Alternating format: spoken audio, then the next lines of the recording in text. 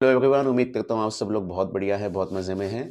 तो हमारे CA intermediate मई 2025 exams और उसके आगे आने वाले जो अटेम्प्ट है, उनके लिए जो हमारी रिवीजन का सिलसिला चल रहा है, उसी सिलसिले को आज आगे बढ़ाएँगे।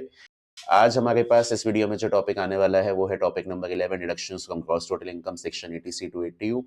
आप लोगों को पता ही है, ये टॉपिक एग्ज़ाम के लिए बहुत इंपॉर्टेंट है। एट टाइम्स इस टॉपिक से एग्ज़ाम में सेपरेट क्वेश्चन भी आ जाता है और जो हमारा कॉम्प्रिहेंसिव क्वेश्चन होता है 15 मार्क्स का, उसके अंदर तो कुछ एक एडजस्टमेंट्स तो डिडक्शंस के टॉपिक से हमेशा रहती ही रहती है। डिडक्शंस के जो मेरे पास सेक्शंस आते हैं, वो आते हैं 80C टू 80 और डिडक्शंस के बारे में एक बहुत बेसिक बात होती है, जो आपको चैप्टर नंबर 1 सिलेबस के स्टार्टिंग में बताई जाती है कि deductions are always allowed from normal income, deductions are never allowed from special income. अगर आपने लॉन्ग टर्म कैपिटल गेन कमाया है या शॉर्ट टर्म कैपिटल गेन कमाया है, ट्रिपल वन ए वाला या कैजुअल इनकम कमाई है, उन सब के अगेंस्ट आप डिडक्शंस का बेनिफिट जो है वो क्लेम नहीं कर सकते। एक और चीज़, आज के डेट में मेरे पास इनकम टैक्स में 2 अलग-अलग रिजीम है, एक है ओल्ड रिजीम और एक मेरे पास है न्यू रिजीम। जो हमारी ओल्ड रिजीम है, उस ओल्ड रिजीम में हमें डिडक्शंस का सारा बेनिफिट मिलता है, लेकिन जो न्यू रिजीम है वो लोअर टैक्स रेट्स देती है, बट मैक्सिमम डिडक्शंस का बेनिफिट जो है वो न्यू रिजीम में आपको नहीं मिलता। New regime does not allow benefit of maximum deductions given under section 80C to 80U। कुछ 2-3 चीजें ही हैं जो न्यू रिजीम के अंदर अलाउड है डिडक्शंस में। वो क्या-क्या चीजें हैं मेरे पास? एक है मेरे पास सेक्शन 80CCD2, एक है मेरे पास 80CCH2 और एक है मेरे पास 80JJAA। तो ये 3 सेक्शंस हैं, इन 3 सेक्शंस का बेनिफिट मैं ले सकता हूँ even if I am under the new regime, but apart from these 3 sections बाकी किसी भी और सेक्शन का बेनिफिट आपको न्यू रिजीम में नहीं मिलेगा। स्टार्ट करते हैं इस टॉपिक में। सबसे पहले इस टॉपिक में आएगा मेरे पास सेक्शन 80C। 80C बहुत सारे इन्वेस्टमेंट्स और एक्सपेंडिचर के लिए सेक्शन है, काफ़ी इलैबोरेटिव सेक्शन है। 80C में मेरे पास एलिजिबल असेसी कौन? तो 80C में मेरे पास एलिजिबल असेसी है इंडिविजुअल एंड एचयूएफ। जो इंडिविजुअल एचयूएफ है वो इंडिया में रेजिडेंट भी हो सकते हैं, नॉन रेजिडेंट भी हो सकते हैं। अब 80C में मैक्सिमम कितना डिडक्शन मिलेगा? तो 80C में जो मैक्सिमम डिडक्शन है, उस मैक्सिमम डिडक्शन के अमाउंट को लिंक किया गया है 3 चीज़ों के साथ और वो 3 चीज़ों के बारे में बातें की जाती है 80CCE में। तो सेक्शन 80CCE कहता है कि section 80C, 80CCC and 80CCD1, इन तीनों सेक्शंस में कुल मिला के आपका मैक्सिमम डिडक्शन जो है वो मैक्सिमम डिडक्शन 1.5 लाख रहेगा, इन तीनों सेक्शंस का मिला के। So as per section 80C, CCC and 80CCD1, cumulative deduction under all these 3 sections 80C, CCC and CCD1, इन तीनों सेक्शन में क्यूमुलेटिवली आपका डिडक्शन 1.5 लाख रहेगा और ये बात कौन से सेक्शन से आती है? 80CCE से आती है। अगली चीज, मेरे पास सबसे पहली पेमेंट जो आती है, जो 80C में डिडक्शन के लिए एलिजिबल है, वो है आपका life insurance premium. Life insurance premium जो है वो किस किस के लिए एक इंडिविजुअल पे करे ताकि उसको बेनिफिट मिल जाए? तो इंडिविजुअल प्रीमियम पे कर सकता है खुद के लिए, स्पाउस के लिए, चिल्ड्रन के लिए। Children can be minor, children can be major, children can be dependent, children can be independent, children can be married, children can be unmarried. So एक इंडिविजुअल अगर life insurance premium self, spouse और children के लिए पे करेगा तो वो 80C में डिडक्शन डिजर्व करता है। अगर इंडिविजुअल ने इसके अलावा ब्रदर, सिस्टर, पेरेंट्स, इन सब के लिए अगर उसने लाइफ इंश्योरेंस प्रीमियम पे किया तो उसे डिडक्शन अलाउ नहीं किया जाएगा। अब यहाँ पे मेरे पास कुछ लिमिट्स होती हैं। वो लिमिट्स कैसे चलती हैं? इसके लिए मेरे को चेक करना पड़ता है कि आपने पॉलिसी ली कब है। जनरल लोगों के लिए जो कट ऑफ डेट मेरे पास आती है, वो जनरल लोगों के लिए मेरे पास कट ऑफ डेट होती है 1 अप्रैल 2012। एक डेट होती है मेरे पास 1 अप्रैल 2012। अगर पॉलिसी 1 अप्रैल 2012 से पहले ली गई है तो डिडक्शन इज मैक्सिमम, जो डिडक्शन है that is maximum 20% of sum assured. और अगर पॉलिसी जो है वो 1 अप्रैल 2012 या इसके बाद ली गई है तो deduction is maximum 10% of sum assured. अगली चीज, जो लोग डिसेबल्ड लोग होते हैं, उन डिसेबल्ड लोगों के लिए जो आपकी कट ऑफ डेट है, वो कट ऑफ डेट ली जाएगी 1 अप्रैल 2013 की। इससे पहले अगर पॉलिसी ली जाती है तो आपकी डिडक्शन होती है मैक्सिमम 20% ऑफ सम एश्योर्ड। अगर इसके बाद पॉलिसी ली गई है तो आपकी डिडक्शन होती है मैक्सिमम 15% ऑफ सम एश्योर्ड। तो जो 10, 15, 20 की बातें चलती हैं वो ये है कि अगर जनरल लोगों के लिए आपने लाइफ इंश्योरेंस पॉलिसी ली है, कट ऑफ डेट इज 1 अप्रैल 2012, इससे पहले पॉलिसी लेंगे तो 20% ऑफ सम एश्योर्ड तक का बेनिफिट है, इसके बाद अगर आप पॉलिसी लेंगे तो 10% ऑफ सम एश्योर्ड तक का बेनिफिट है। डिसेबल्ड लोगों के लिए जो कट ऑफ डेट है वो है 1 अप्रैल 2013, इससे पहले पॉलिसी लेंगे तो 20% ऑफ सम एश्योर्ड है, इसके बाद पॉलिसी लेंगे तो 15% ऑफ सम एश्योर्ड है। अगली चीज ध्यान से सुनिएगा। ये तो बात रही कि आज आपने पॉलिसी का प्रीमियम पे किया तो इसका क्या बेनिफिट है। कल को फ्यूचर में पॉलिसी आपकी मैच्योर होती है तो मैच्योरिटी के टाइम पे क्या होगा? मैच्योरिटी के टाइम पे नंबर 1 पॉइंट, अगर पॉलिसी होल्डर की डेथ होती है और डेथ के बाद उसके नॉमिनी को पैसा मिलता है, तो नॉमिनी के हाथ में वो पैसा हमेशा एग्जेम्प्ट होता है, इर्रिस्पेक्टिव ऑफ द फैक्ट कि आपका प्रीमियम एक परसेंटेज या एक अमाउंट की लिमिट में था या नहीं था।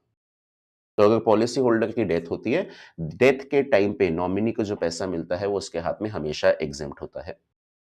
एक और चीज़, अगर आपने पॉलिसी ली और आप पॉलिसी के टर्म को सर्वाइव कर जाते हैं, आपकी डेथ नहीं होती है, तो मैच्योरिटी पे मिले हुए पैसे का क्या होगा? तो इस कॉन्टेक्स्ट में ना जो लॉ है वो 1 अप्रैल 2023 से चेंज हुआ है। हम कहते हैं जो पॉलिसी 1 अप्रैल 2023 से पहले ली गई है, यहाँ पे सिर्फ और सिर्फ एक परसेंटेज की लिमिट लगती है। अगर आपका एनुअल प्रीमियम 10%, 15% या 20% of sum assured as the case may be, अगर आपका एनुअल प्रीमियम 10%, 15% या 20% ऑफ सम एश्योर्ड के अंदर-अंदर है, तो आपके मैच्योरिटी प्रोसीड्स एग्जेम्प्ट है। और आपका अगर एनुअल प्रीमियम 10%, 15% या 20% ऑफ सम एश्योर्ड से ज़्यादा है, तो मैच्योरिटी प्रोसीड्स आपके हाथ में फुली टैक्सेबल रहेंगे। लेकिन जो पॉलिसीज़ ली गई हैं 1 अप्रैल 2013 या 23 या इसके बाद, उसके रिस्पेक्ट में लॉ जो है वो 2 लिमिट लेके आया है। एक तो परसेंटेज की लिमिट और साथ में एक 5 लाख की मॉनेटरी लिमिट।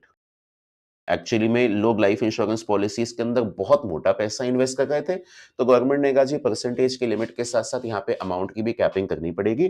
तो जो भी लाइफ इंश्योरेंस पॉलिसीज़ आपने ली है 1 अप्रैल 2023 या इसके बाद और ये पॉलिसी की मैच्योरिटी पे आपको पैसा मिलता है और पॉलिसी होल्डर सर्वाइव कर जाता है, तो यहाँ पे जो मैच्योरिटी प्रोसीड्स है वो आपके हाथ में तभी एग्जेम्प्ट होंगे जब नंबर 1 आपका एनुअल प्रीमियम 10%, 15% या 20% ऑफ सम एश्योर्ड के अंदर-अंदर है और साथ के साथ आपका एनुअल प्रीमियम जो है वो 5 लाख की मॉनेटरी लिमिट के अंदर-अंदर है। अगर आपका एनुअल प्रीमियम 5 लाख की मॉनेटरी लिमिट से ज़्यादा हुआ तो आपके हाथ में मैच्योरिटी प्रोसीड टैक्सेबल हो जाएँगे, इवन दो आपका जो प्रीमियम है शायद वो परसेंटेज के अंदर-अंदर है। तो जो पॉलिसीज़ 1 अप्रैल 2023 से पहले इश्यू हुई हैं, those are governed only by percentage limit और जो पॉलिसीज़ 1 अप्रैल 2023 या इसके बाद इश्यू हुई हैं, वो those are governed by percentage limit as well as 5 lakh limit. ये सारा डिस्कशन पॉलिसी लेते टाइम का नहीं है, ये सारा का सारा डिस्कशन पॉलिसी जब मैच्योर होती है, मैच्योरिटी प्रोसीड्स मिलती है, उसकी टैक्सेबिलिटी के लिए है। ये सारा डिस्कशन इनकम टैक्स के सेक्शन 1010 डी से आता है। और एक चीज़ याद रखिएगा, चाहे पर्सन ने पॉलिसी कभी भी ले रखी हो, चाहे उसका एनुअल प्रीमियम परसेंटेज की लिमिट के अंदर-अंदर हो या ना हो, चाहे उसका एनुअल प्रीमियम मॉनेटरी लिमिट के अंदर-अंदर हो या ना हो, अगर पॉलिसी होल्डर की डेथ हुई है और उसके नॉमिनी को पैसा मिला है, तो उस सिचुएशन में तो ये मैच्योरिटी प्रोसीड्स हमेशा एग्जेम्प्ट है। एक और चीज़, ये जो आपको 5 लाख की लिमिट लेनी है ना, ये 5 लाख की लिमिट पर पॉलिसी नहीं है। अगर आपने 1 अप्रैल 2023 या इसके बाद मल्टीपल पॉलिसीज़ ली हैं, तो 5 लाख की लिमिट सारी पॉलिसीज़ के लिए एग्रीगेट ले ली जाएगी। जिन पॉलिसीज़ का एग्रीगेट प्रीमियम 5 लाख या इससे कम है, उनके मैच्योरिटी प्रोसीड एग्जेम्प्ट हो सकते हैं और जिनका एनुअल प्रीमियम 5 लाख की लिमिट से ज़्यादा है, वो मैच्योरिटी प्रोसीड्स टैक्सेबल होंगे। तो 5 लाख आपको एग्रीगेट बेसिस पे देखना है। कुछ इस कॉन्टेक्स्ट में सीबीडीटी की एडिशनल क्लैरिफिकेशंस भी हैं, वो सीबीडीटी की एडिशनल क्लैरिफिकेशंस क्या हैं? पॉइंट नंबर 1, टर्म पॉलिसी क्या होती है? टर्म पॉलिसी होती है जहाँ पे पैसा तभी मिलेगा जब पॉलिसी होल्डर की डेथ हुई है। तो टर्म पॉलिसी का जो प्रीमियम पे किया जाएगा, उस प्रीमियम को 5 लाख की लिमिट के चेक करते टाइम पे इंक्लूड नहीं किया जाएगा। टर्म पॉलिसी पे पैसा तभी मिलता है जब पॉलिसी होल्डर की डेथ होती है और वो पैसा हमेशा पॉलिसी होल्डर के नॉमिनी के हाथ में एग्जेम्प्ट होता है। तो टर्म प्लान के लिए जो आप एनुअल प्रीमियम पे करते हैं, वो 5 लाख की लिमिट निकालते टाइम पे कंसीडर नहीं किया जाएगा। और एक और चीज़, अगर आपकी लाइफ इंश्योरेंस पेमेंट के ऊपर जीएसटी भी लग के आया है, तो क्या मेरा एनुअल प्रीमियम जो है वो 5 लाख की लिमिट के अंदर-अंदर है या नहीं है? इसके लिए आपको देखना है premium amount before GST and not after GST. GST के कंपोनेंट को हटाने के बाद जो आपका प्रीमियम बनता है, वो कंसीडर किया जाएगा। ठीक है जी, this is all about life insurance policy. Moving ahead, अगला इंस्ट्रूमेंट यहाँ पे मेरे पास आता है NSC, national saving certificate. NSC किस किस के नाम पे ओपन किया जा सकता है? एनएससी ओपन किया जा सकता है in the name of self, spouse and minor child. अगर एनएससी का अकाउंट आपने खोला है मेजर चाइल्ड के नाम पे, पेरेंट्स के नाम पे, ब्रदर के नाम पे, सिस्टर के नाम पे, तो आपको डिडक्शन नहीं मिल पाएगा। एनएससी से मिला हुआ इंटरेस्ट जो है वो अक्रूवल बेसिस पे टैक्स होता है। अगर वो इंटरेस्ट रीइन्वेस्ट हो जाता है तो उसके लिए एटीसी में डिडक्शन मिल जाता है। अगर वो रीइन्वेस्ट नहीं होता तो वो उसके लिए डिडक्शन नहीं मिलता। मानो 5 साल की एनएससी है तो स्टार्टिंग के 4 इयर्स का इंटरेस्ट रीइन्वेस्ट हो जाता है तो वो इनकम भी माना जाएगा और उसका डिडक्शन भी मिलेगा। आखिरी साल का इंटरेस्ट जो है वो रीइन्वेस्ट नहीं होता तो उसके लिए सिर्फ वो इनकम माना जाएगा, डिडक्शन उसके लिए नहीं आएगी। अगली चीज PPF, public provident fund. Public provident fund किसके नाम पे ओपन किया जाता है? Self, spouse and children. Children minor भी हो सकते हैं, मेजर भी हो सकते हैं, मैरिड भी हो सकते हैं, अनमैरिड भी हो सकते हैं, डिपेंडेंट भी हो सकते हैं, इंडिपेंडेंट भी हो सकते हैं। अब अगर आपने पीपीएफ का डिपॉजिट खोला है पेरेंट्स के नाम पे, ब्रदर के नाम पे या सिस्टर के नाम पे, तो वहाँ पे आपको डिडक्शन अलाउ नहीं किया जाएगा। अगली चीज़, पीपीएफ से मिला हुआ इंटरेस्ट आपके हाथ में फुली एग्जेम्प्ट होता है। मूविंग अहेड, अगर एक इंडिविजुअल अपने किन्हीं भी 2 बच्चों की फुल टाइम एजुकेशन के लिए इंडिया में किसी एजुकेशनल इंस्टीट्यूशन को पैसा पे करता है, तो भी एटीसी में डिडक्शन मिलता है। एटीसी में डिडक्शन लेने के लिए ये चीज़ याद रखिएगा, जो पढ़ाई है वो किन्हीं भी 2 बच्चों की होनी चाहिए। जो एजुकेशनल इंस्टीट्यूशन है वो इंडिया में सिचुएटेड होना चाहिए और आपकी एजुकेशन फुल टाइम एजुकेशन होनी चाहिए। अगर आपकी एजुकेशन पार्ट टाइम है या वोकेशनल एजुकेशन है, उसकी ट्यूशन फीस के लिए डिडक्शन आपको नहीं मिलेगा। प्राइवेट ट्यूशन्स के लिए आपको जो फीस देनी पड़ती है, उसके लिए डिडक्शन नहीं मिलेगा। और साथ के साथ अगर आपकी एजुकेशन इंडिया के बाहर है, तो उसके लिए बेनिफिट नहीं है। और जो डिडक्शन है वो ट्यूशन फीस के लिए है। अगर एजुकेशन इंस्टीट्यूशन डोनेशन या डेवलपमेंट फी के नाम पे कुछ भी पैसा चार्ज करता है, उसके रिस्पेक्ट में एटीसी में डिडक्शन नहीं है। अगला पॉइंट, 5 साल या इससे ज्यादा की एफडी किसके साथ? किसी भी शेड्यूल्ड बैंक या पोस्ट ऑफिस के साथ। किसी भी बैंक या पोस्ट ऑफिस के साथ अगर आपने 5 साल या इससे ज्यादा की एक एफडी कराई है, तो आप एटीसी में डिडक्शन के लिए एलिजिबल हैं। एफडी के लिए डिडक्शन तभी मिलेगा जब एफडी आपके खुद के नाम पे है। एफडी अगर आपने spouse, children, parents, brother, sister या किसी भी और रिलेटिव के नाम पे की, तो आपको डिडक्शन नहीं मिलेगा। इस एफडी पे 5 साल का लॉक इन पीरियड होता है। 5 साल खत्म होने से पहले आपने एफडी को तुड़वा दिया, तो जो डिडक्शन आपने ले रखी है वो कैंसल आउट होगी, इनकम की तरह टैक्स की जाएगी उस साल में जिस साल आपने एफडी को लिक्विडेट किया है।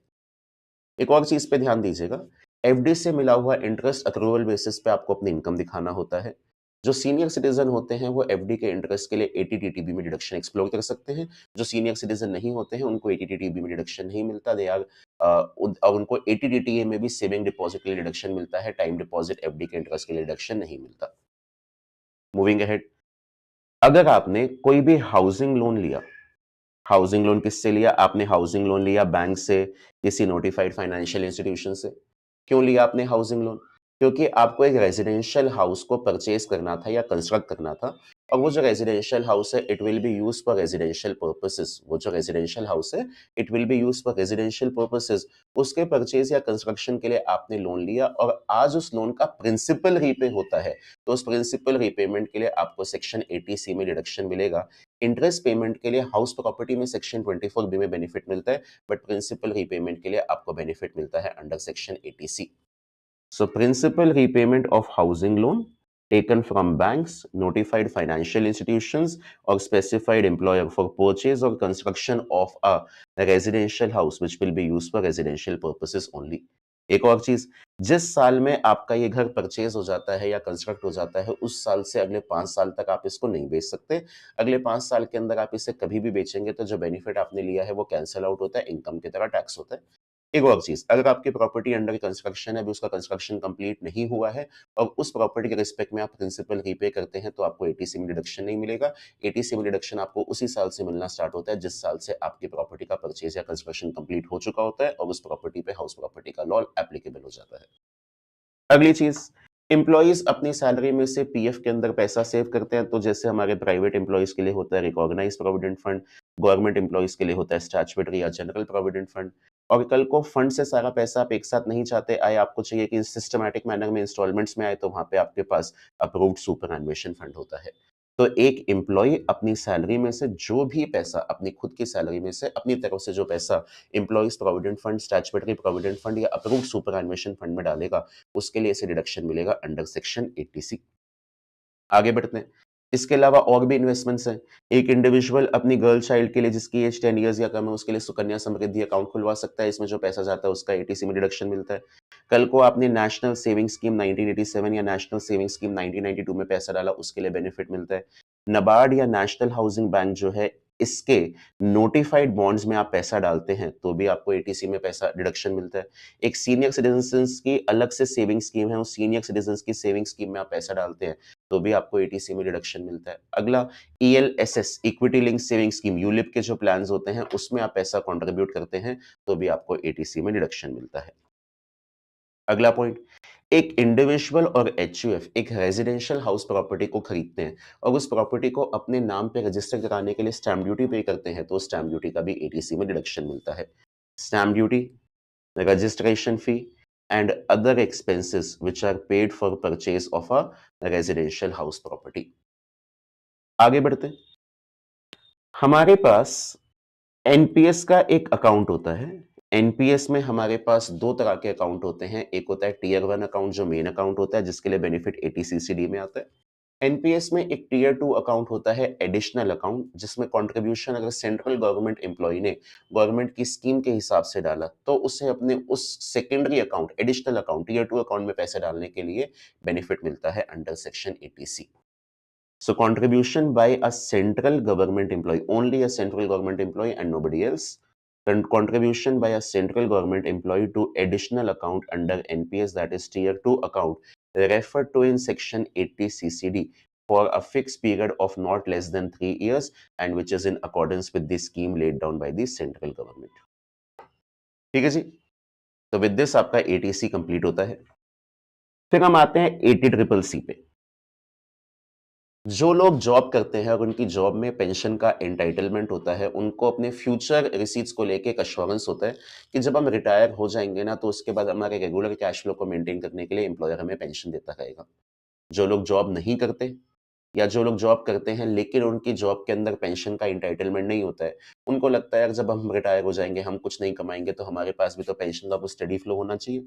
तो ऐसे लोगों के लिए इंश्योरेंस कंपनीज पेंशन प्लान्स या एन्युटी प्लान्स निकालती है, जहां पे आज जब आप पैसा कमाते जा रहे हैं तो आप इस प्लान में पैसा लगाते जाइए और आफ्टर योर रिटायरमेंट या आफ्टर अ स्पेसिफाइड एज आपको पैसे की जरूरत है तो सिस्टमैटिक मैनर में जैसे रेगुलरली एक एम्प्लॉय को एम्प्लॉयर से पेंशन मिलती है वैसे ही आपको इस पेंशन फंड से रेगुलर बेसिस पे पेंशन या एन्युटी मिलती रहेगी। So contribution to annuity/pension fund of insurance companies, eligible person कौन? इंडिविजुअल। इंडिविजुअल रेजिडेंट भी हो सकता है, नॉन रेजिडेंट भी हो सकता है। यहाँ पे नॉन रेजिडेंट या रेजिडेंट दोनों अलाउड है। जो भी पैसा इंडिविजुअल ने इस फंड में कंट्रीब्यूट किया, आज प्रीमियम पे किया, उसके लिए उसे सेक्शन 80CCC में डिडक्शन मिलेगा subject to maximum limit of ₹1,50,000। ये जो डिडक्शन है ये डिडक्शन तभी मिलेगी जब इंडिविजुअल ने अपने नाम पे ही अकाउंट खुलवाया है। और अगली चीज, कल को यहाँ से फ्यूचर में जाके पेंशन जब आपको मिलने चालू होती है, एन्युटी मिलनी चालू होती है, वो एन्युटी या पेंशन पॉलिसी होल्डर के हाथ में फुली टैक्सेबल रहेगी under the head income from other sources. क्यों टैक्सेबल रहेगी? जो पर्सन जॉब करता है रिटायरमेंट के बाद पीरियोडिकल बेसिस पे अपने एम्प्लॉयर से पेंशन रिसीव करता है, वो पीरियोडिकल पेंशन सारे एम्प्लॉयज के हाथ में टैक्सेबल होती है। तो उन्हीं लाइंस पे इंश्योरेंस कंपनी के पेंशन फंड से मिली हुई पेंशन भी आपके हाथ में क्या रहेगी? फुली टैक्सेबल रहेगी। आगे बढ़ते हैं। इसके बाद मेरे पास आता है न्यू पेंशन स्कीम। इसको हम एनपीएस कहते हैं, नोटिफाइड पेंशन स्कीम भी बोल देते हैं। अटल पेंशन योजना को इस सेक्शन के अंडर नोटिफाई किया हुआ है। So contribution to new pension scheme of central government Atal pension Yojana has been notified under section 80CCD। अब यहाँ पे ना मेरे पास 3 सबसेक्शन आते हैं। एक आता है 80CCD1, एक आता है 80CCD1B, एक आता है 80CCD2। एक इंडिविजुअल जब अपनी खुद की जेब से पैसा डालता है तो अपने खुद के कंट्रीब्यूशन के लिए उसे डिडक्शन मिलता है 80CCD1 या 80CCD1B में, और जो पैसा इसका एम्प्लॉयर कंट्रीब्यूट करता है उसके लिए बेनिफिट मिलता है सेक्शन 80CCD2 में। तो यहाँ पे हम क्या सीखेंगे? यहाँ पे हम सीखेंगे कि एक इंडिविजुअल अपनी खुद की जेब से जो पैसा इस फंड में डालेगा उसके लिए इसे बेनिफिट मिलेगा सेक्शन 80CCD1 में। Individuals own contribution to NPS is eligible for deduction. चाहे वो इंडिविजुअल सेल्फ एम्प्लॉयड हो तो भी बेनिफिट मिलेगा, चाहे वो इंडिविजुअल जो है वो सैलरीड एम्प्लॉय हो और वो अपनी जेब से पैसा डालता है इस फंड में तब भी बेनिफिट मिलेगा। कितना बेनिफिट मिलेगा? जो लोग सेल्फ एम्प्लॉयड होते हैं उनके केस में बेनिफिट मिलता है maximum 20% of GTI subject to 1.5 lakh. और जो लोग सेल्फ एम्प्लॉयड जो लोग सैलरीड एम्प्लॉय होते हैं उनके केस में बेनिफिट होता है 10% of their RBS subject to maximum 1.5 lakh. Once again, जो लोग जॉब करते हैं सैलरीड एम्प्लॉय होते हैं उनके केस में डिडक्शन होती है maximum 10% of salary subject to maximum 1.5 lakh. और जो लोग सेल्फ एम्प्लॉयड होते हैं जॉब नहीं करते उनके केस में होती है maximum 20% of GTI subject to 1.5 lakh. इन दोनों पे 1.5 लाख की लिमिट मैक्सिमम रहेगी। तो जो जॉब करने वाला व्यक्ति है 10% ऑफ सैलरी, और यहाँ पे सैलरी का मतलब होता है आरबीएस। सेक्शन 80CCD में थ्रू आउट दिस टॉपिक यहाँ पे सैलरी का मतलब मेरे लिए रहता है आरबीएस। नीचे लिखा भी हुआ है salary for the purposes of section 80 CCD would mean retirement benefit salary. Retirement benefit salary के बारे में आपने बातें सैलरी के टॉपिक में पढ़ी होगी। रिटायरमेंट बेनिफिट सैलरी में क्या क्या चीजें आती है? रिटायरमेंट बेनिफिट सैलरी में आपका बेसिक पे हमेशा आता है, डियरनेस अलाउंस आता है अगर वो रिटायरमेंट बेनिफिट्स का पार्ट है, एंड कमीशन आती है if it is received as a fix percentage of turnover. अगली चीज, तो जो सैलरीड एम्प्लॉय है उनको बेनिफिट मिलता है maximum 10% of RBS subject to maximum 1.5 lakh, और जो सेल्फ एम्प्लॉयड है उनको बेनिफिट मिलता है maximum 20% of GTI subject to 1.5 lakh. अब होता क्या है, तीन रीजंस हैं जिसकी वजह से शायद आप अपने खुद के कंट्रीब्यूशन के लिए फुल बेनिफिट ना ले सको। तीन रीजंस कौन कौन से हैं? पॉइंट नंबर 1, आपका कंट्रीब्यूशन जो यहाँ पे मॉनिटरी 1.5 लाख की लिमिट है उससे ज्यादा है। पॉइंट नंबर 2, कंट्रीब्यूशन आपका जो यहाँ पे परसेंटेज स्पेसिफाई की हुई है 10% of RBS in case of salaried employee या 20% of GTI in case of a self employed person. तो वहां पे अगर आपका कंट्रीब्यूशन परसेंटेज की लिमिट से ज्यादा है तो भी आपको आपके कंट्रीब्यूशन के लिए डिडक्शन नहीं मिल पाएगा। या कल को मानो 80 सीसीडी 1 में तो आपका जो कंट्रीब्यूशन है वो परसेंटेज और मॉनेटरी लिमिट दोनों के अंदर अंदर है, लेकिन सेक्शन 80 सी और 80 ट्रिपल सी के अंदर इतना अमाउंट ऑलरेडी आ चुका है कि इन तीनों का एग्रीगेट अमाउंट 1.5 लाख से ज्यादा है। तो आपका जो अमाउंट है एक्स्ट्रा 1.5 लाख से ओवर एंड अबव, उसके लिए आप बेनिफिट लूज आउट कर सकते हो, क्योंकि आपको पता ही है एज पर section 80 CCE, 80 C, 80 triple C and 80 CCD, इन तीनों सेक्शन में कुल मिला के कितना डिडक्शन अलाउड किया हुआ है? 1.5 लाख तक का डिडक्शन अलाउ किया हुआ है 80 सीसीडी 1। तो बात ऐसी है जी, तीन कारणों की वजह से शायद आप अपने खुद के कंट्रीब्यूशन के लिए फुल बेनिफिट ना ले पाओ। अगर आप अपने खुद के कंट्रीब्यूशन के लिए फुल बेनिफिट नहीं ले पाए हो 80 सीसीडी 1 में because of any of these three reasons, तो फिर उस केस में आपकी हेल्प के लिए आता है सेक्शन 80 सीसीडी 1 भी, जो आपको एडिशनल 50,000 रुपए तक की डिडक्शन देता है। सेक्शन 80 सीसीडी 1 भी additional deduction of maximum rupees 50,000 is available under section 80 CCD 1B। 50,000 रुपए तक की आपको और एडिशनल डिडक्शन मिल सकती है 80 CCD 1B में। कब? If deduction is not fully available under section 80 CCD 1 due to the following reasons. क्या क्या कारण हो सकते हैं? Point number 1, contribution to NPS exceeds, जो आपका एनपीएस में कंट्रीब्यूशन है वो आपकी परसेंटेज की लिमिट से ज्यादा है। परसेंटेज की लिमिट क्या है? परसेंटेज की जो लिमिट है जी वो है 10% of salary and 20% of GTI. अगला, या तो आपका कंट्रीब्यूशन जो है वो 1.5 लाख से ज्यादा है, या फिर आपकी total investments eligible for deduction under section 80 C, triple C and CCD 1 exceeds rupees 150। तो पहले तो हम अपने कंट्रीब्यूशन के लिए 80 सीसीडी 1 में बेनिफिट लेना चाहेंगे, लेकिन अगर वो 80 सीसीडी 1 में बेनिफिट नहीं मिल पाया इनमें से कोई भी तीन कारणों की वजह से, तो फिर हम बेनिफिट 80 सीसीडी 1 भी में लेना चाहेंगे। मूविंग अहेड, अब बात आती है जो पैसा एम्प्लॉयर ने मेरे लिए कंट्रीब्यूट किया एनपीएस में। जो भी पैसा एम्प्लॉयर ने मेरे लिए एनपीएस में कंट्रीब्यूट किया है, पहले वो एम्प्लॉय की सैलरी इनकम में एज इट इज ऐड कर दिया जाएगा उसकी ग्रॉस सैलरी निकालते टाइम पे, और बाद में एम्प्लॉय को डिडक्शन मिलेगा सेक्शन 80 सीसीडी 2 में। 80 सीसीडी 2 में जो डिडक्शन है वो डिडक्शन कितना है? Central and state government employees के लिए, for central and state government employees, ये जो आपका बेनिफिट है ना, this benefit is maximum 14% of RBS of the employee. And बाकी जो एम्प्लॉइज हैं, बाकी एम्प्लॉइज के केस में ये जो बेनिफिट है, ये बेनिफिट है मैक्सिमम 10% ऑफ आरबीएस। यहाँ पे सिर्फ परसेंटेज की लिमिट है, यहाँ पे कोई मॉनिटरी लिमिट नहीं है एज सच। वो जो 1.5 लाख की लिमिट है वो एम्प्लॉयर कंट्रीब्यूशन पे लागू नहीं होती। तो एज लॉन्ग एज मेरे एम्प्लॉयर का कंट्रीब्यूशन इस इन परसेंटेज की लिमिट के अंदर अंदर है, सेम अमाउंट इनकम में ऐड होगा और सेम अमाउंट डिडक्शन के तौर पे दिया जाएगा। एक यहाँ पे बदलाव आया है बजट 2024 के थ्रू, और बजट 2024 के थ्रू बदलाव ये आया है कि अगर आप न्यू टैक्स रिजीम या डिफॉल्ट रिजीम में अपना टैक्स पे करते हो, तो सेक्शन 80 सीसीडी 2 में सभी एम्प्लॉइज के लिए 14% का बेनिफिट है, चाहे आप सेंट्रल स्टेट गवर्नमेंट एम्प्लॉय हो या ना हो।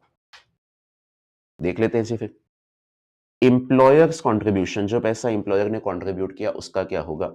Employers contribution shall be first added to the gross salary of the employee, thereafter such contribution is allowed as deduction to the employee under section 80 ccd2। deduction under section 80 ccd2 should not exceed 14% of salary of the employee in case of central and state government employee and 10% of salary in case of any other employee। salary का मतलब वापस वही RBS रहेगा। However, under the default tax regime में deduction available under section 80 CCD2 should not exceed 14% of salary in case of all kinds of employee, whether government or non-government. तो अगर employ old regime में जाता है, central और state government employ के लिए 80 CCD2 में 14% तक का बेनिफिट है, बाकी एम्प्लॉयज के लिए 10% का बेनिफिट है। लेकिन अगर एम्प्लॉय जो है वो टैक्स न्यू रिजीम या डिफॉल्ट रिजीम में पे करता है, सारे ही एम्प्लॉयज के लिए 14% का बेनिफिट है अंडर सेक्शन 80 CCD2। एक और चीज, सेंट्रल गवर्नमेंट एम्प्लॉय को 80 CCD2 की स्कीम में एक एडिशनल अकाउंट खुलवाना अलाउड होता है, टियर 2 अकाउंट। अगर उसने उस अकाउंट में पैसा कंट्रीब्यूट किया और गवर्नमेंट की सारी कंडीशंस को फुलफिल किया, तो अपने टियर 2 अकाउंट के कंट्रीब्यूशन के लिए वो 80C में बेनिफिट लेने के लिए एलिजिबल है। ये बात आपने 80C में भी देख ली थी। डन। विद दिस हमारा सेक्शन 80 CCD का टॉपिक कंप्लीट होता है। 80 CCD के फंड में जो पैसा रखा हुआ है, कल को वहां से आप विड्रॉ करते हो, उन विड्रॉल्स की क्या टैक्सेबिलिटी होती है, उन टैक्सेबिलिटी को हम सैलरी के टॉपिक में देखते हैं। अगला मेरे पास आता है 80 CCH, contribution to Agniveer corpus fund under Agnipath scheme. Agnipath scheme के अंडर एक अग्निवीर कॉर्पस फंड है। इस अग्निवीर कॉर्पस फंड में आपने पैसा कंट्रीब्यूट किया, तो उसके लिए क्या कहानी है भाई? अग्निपथ स्कीम गवर्नमेंट की स्कीम है, जिससे गवर्नमेंट डिफेंस सेक्टर के अंदर लोगों को रखती है। 4 साल के लिए यहाँ पे लोगों को रखा जाता है, और जो लोग समझ में आते हैं उनको फिर परमानेंट एम्प्लॉयमेंट ऑफर की जाती है, परमानेंटली एब्जॉर्ब कर लिया जाता है। तो इस स्कीम में एलिजिबल पर्सन कौन है? कोई भी Agniveer who is enrolled under the Agnipath scheme launched by central government of India. अब यहाँ पे भी जो अग्निवीर है वो अपनी खुद की जेब से भी पैसा कंट्रीब्यूट करता है, और सेंट्रल गवर्नमेंट भी उसके लिए पैसा कंट्रीब्यूट करेगी। तो एक अग्निवीर ने अपनी खुद की जेब से जो पैसा कंट्रीब्यूट किया, उस कंट्रीब्यूशन के लिए यहाँ पे 80 CCH1 में बेनिफिट मिलता है। और जो सरकार ने इसके लिए पैसा कंट्रीब्यूट किया, पहले इसके क्रॉस सैलरी इनकम निकालते टाइम पे ऐड किया जाता है, और बाद में सेक्शन 80 CCH2 में बेनिफिट लिया जाता है। 80 CCH1 और 2 के अंदर अमाउंट को लेके या परसेंटेज को लेके कोई भी लिमिट्स नहीं है, बिकॉज यहाँ पे जो स्कीम है वो डायरेक्टली सेंट्रल गवर्नमेंट के थ्रू ही मैनेज्ड है। तो यहाँ पे गवर्नमेंट और एम्प्लॉय सबका कंट्रीब्यूशन वैसे ही जो प्रिस्क्राइब लिमिट्स है उसके अंदर अंदर रहने वाला है। तो वंस अगेन, जो भी अग्निवीर ने अपनी खुद की जेब से पैसा कंट्रीब्यूट किया, उसके लिए 80 CCH1 में बेनिफिट आएगा।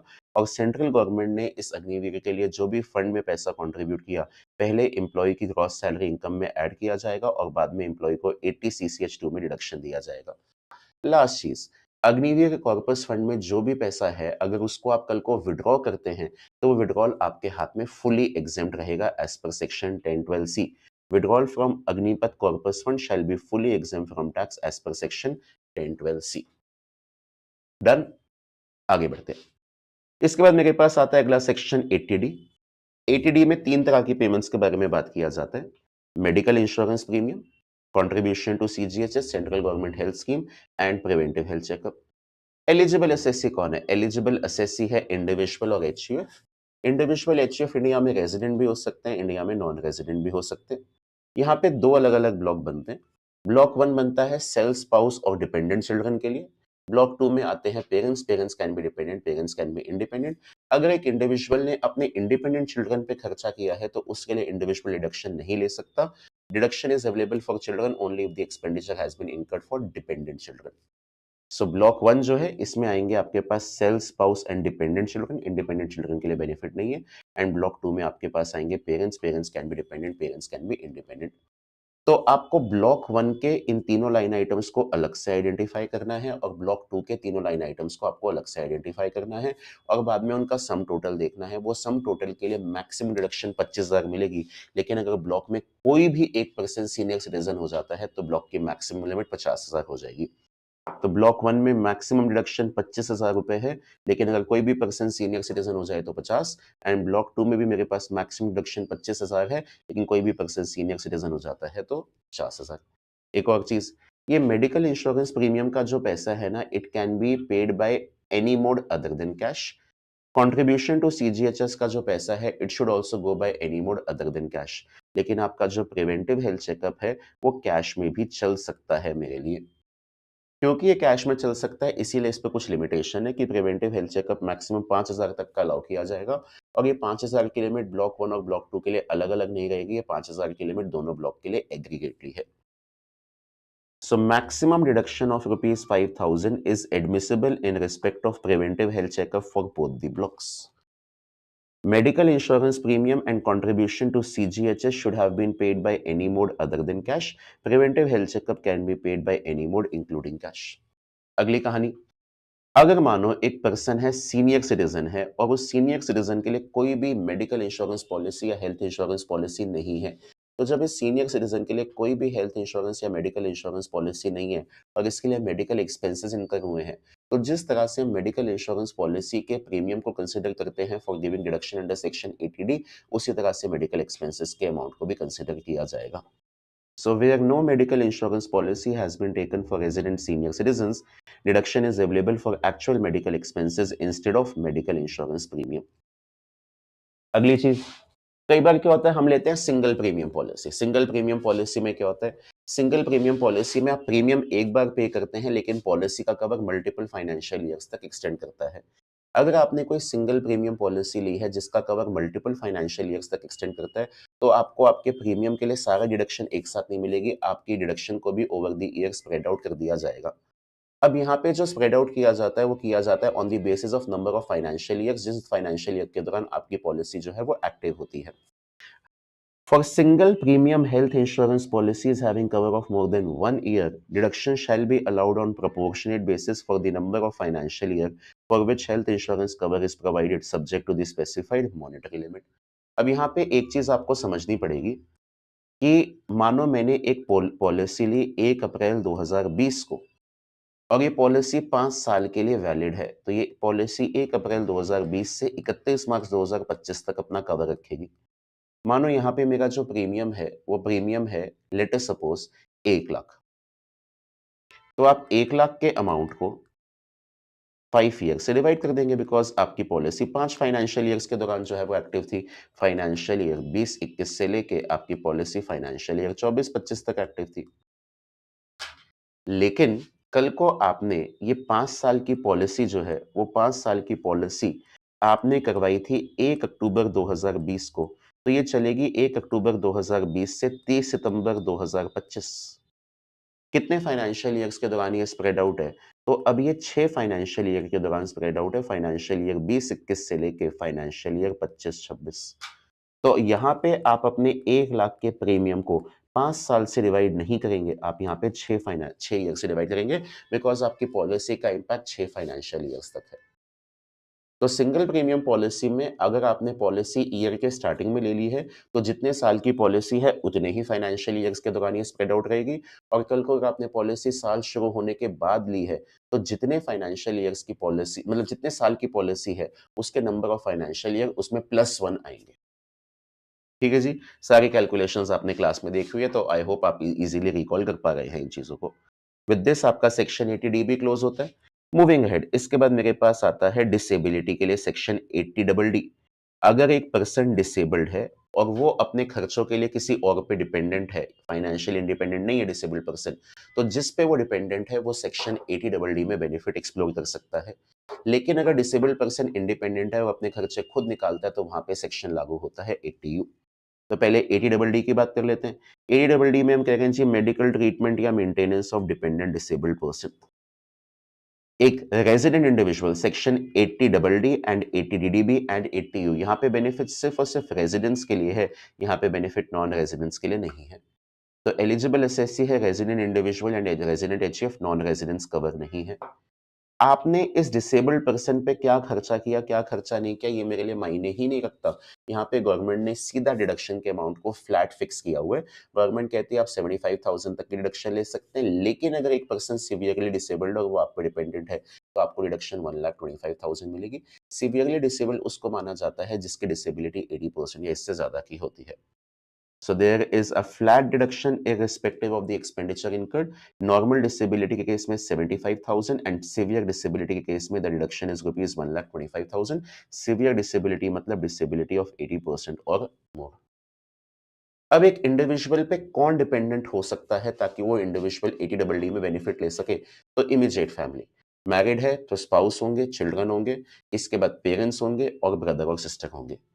So in case of an individual, dependent person should be spouse, children, parents, brother और sister of the individual. इसके अलावा कोई और व्यक्ति इंडिविजुअल पे अगर डिपेंडेंट है तो वो इंडिविजुअल 80DD में डिडक्शन क्लेम नहीं कर सकता.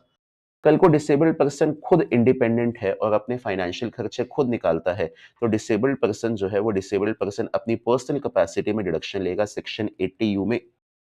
So expenditure is incurred by a disabled person on personal medical treatment और maintenance। यहाँ पे रेजिडेंट इंडिविजुअल 75,000 और 1,25,000 की रिडक्शन लेगा अपनी खुद की पर्सनल कैपेसिटी में। तो एक डिसेबल्ड पर्सन के लिए या तो 80 यू मिलेगा या 80 डबल डी मिलेगा। अगर डिसेबल्ड पर्सन इंडिपेंडेंट है तो वो अपनी पर्सनल कैपेसिटी में 80 यू का बेनिफिट लेगा, और डिसेबल्ड पर्सन अगर किसी और पे डिपेंडेंट है, जिस पे वो डिपेंडेंट है, वो बेनिफिट लेंगे अंडर सेक्शन 80 डबल डी। एक डिसेबल्ड पर्सन के लिए दोनों जगह पे बेनिफिट आपको नहीं मिल सकता। मूविंग अहेड, इसके बाद मेरे पास आता है सेक्शन 80 डीडीबी। डीडीबी से हम याद करते हैं क्लास में, दीन दुखी बीमार, भाई बहुत ही ज्यादा मेजर डिसीज है, स्पेसिफाई डिसीज है। ये डिसीज कहाँ स्पेसिफाई की जाएगी? Under rule 11 double D. तो आप या आपके परिवार में कोई व्यक्ति है जो रूल 11 डबल डी की स्पेसिफाइड डिसीज से सफर करता है और उसके इलाज पे खर्चा हुआ है, तो आप 80 डबल डी में बेनिफिट लेने के लिए एलिजिबल हो। एलिजिबल एसएससी में यहाँ पे कौन कंसिडर किया जाता है? एक रेजिडेंट इंडिविजुअल और एचएफ। ये सेक्शन नॉन रेजिडेंट्स के लिए नहीं बना हुआ। इंडिविजुअल किस किस पे खर्चा कर सकता है? इंडिविजुअल खुद पे भी खर्चा कर सकता है, और इंडिविजुअल खर्चा कर सकता है किसी भी डिपेंडेंट पर्सन पे, जो हो सकते हैं स्पाउस, चिल्ड्रन, पेरेंट्स, ब्रदर और सिस्टर। कितना रिडक्शन मिलेगा? हम कहेंगे जी जितना खर्चा हुआ है उतना रिडक्शन मिलेगा, subject to certain maximum limits. वो मैक्सिमम लिमिट कितनी है? वो मैक्सिमम लिमिट है 40,000 रुपए की। लेकिन अगर जो पर्सन इस डिसीज से सफर करता है वो एक सीनियर सिटीजन है, तो आप 40,000 की जगह पे लिमिट कितनी चलाएंगे? 1,00,000। So lower of the following two figures shall be available as reduction: actual expenditure incurred और 40,000। एंड 40,000 की लिमिट को 1,00,000 से रिप्लेस कर देंगे अगर पर्सन क्या है? सीनियर सिटीजन है। अगली चीज, अगर आपको इंश्योरेंस कंपनी से रीइंबर्समेंट मिलती है या एम्प्लॉयर से रीइंबर्समेंट मिलती है क्योंकि आपने कोई पॉलिसी ले रखी थी, तो लॉ वहां पे कहता है जी पहले आप चेक कीजिए अगर ये रीइंबर्समेंट ना होती तो आपकी डिडक्शन कितनी होती, और उस डिडक्शन में से बाद में रीइंबर्समेंट के अमाउंट को माइनस कर दीजिए।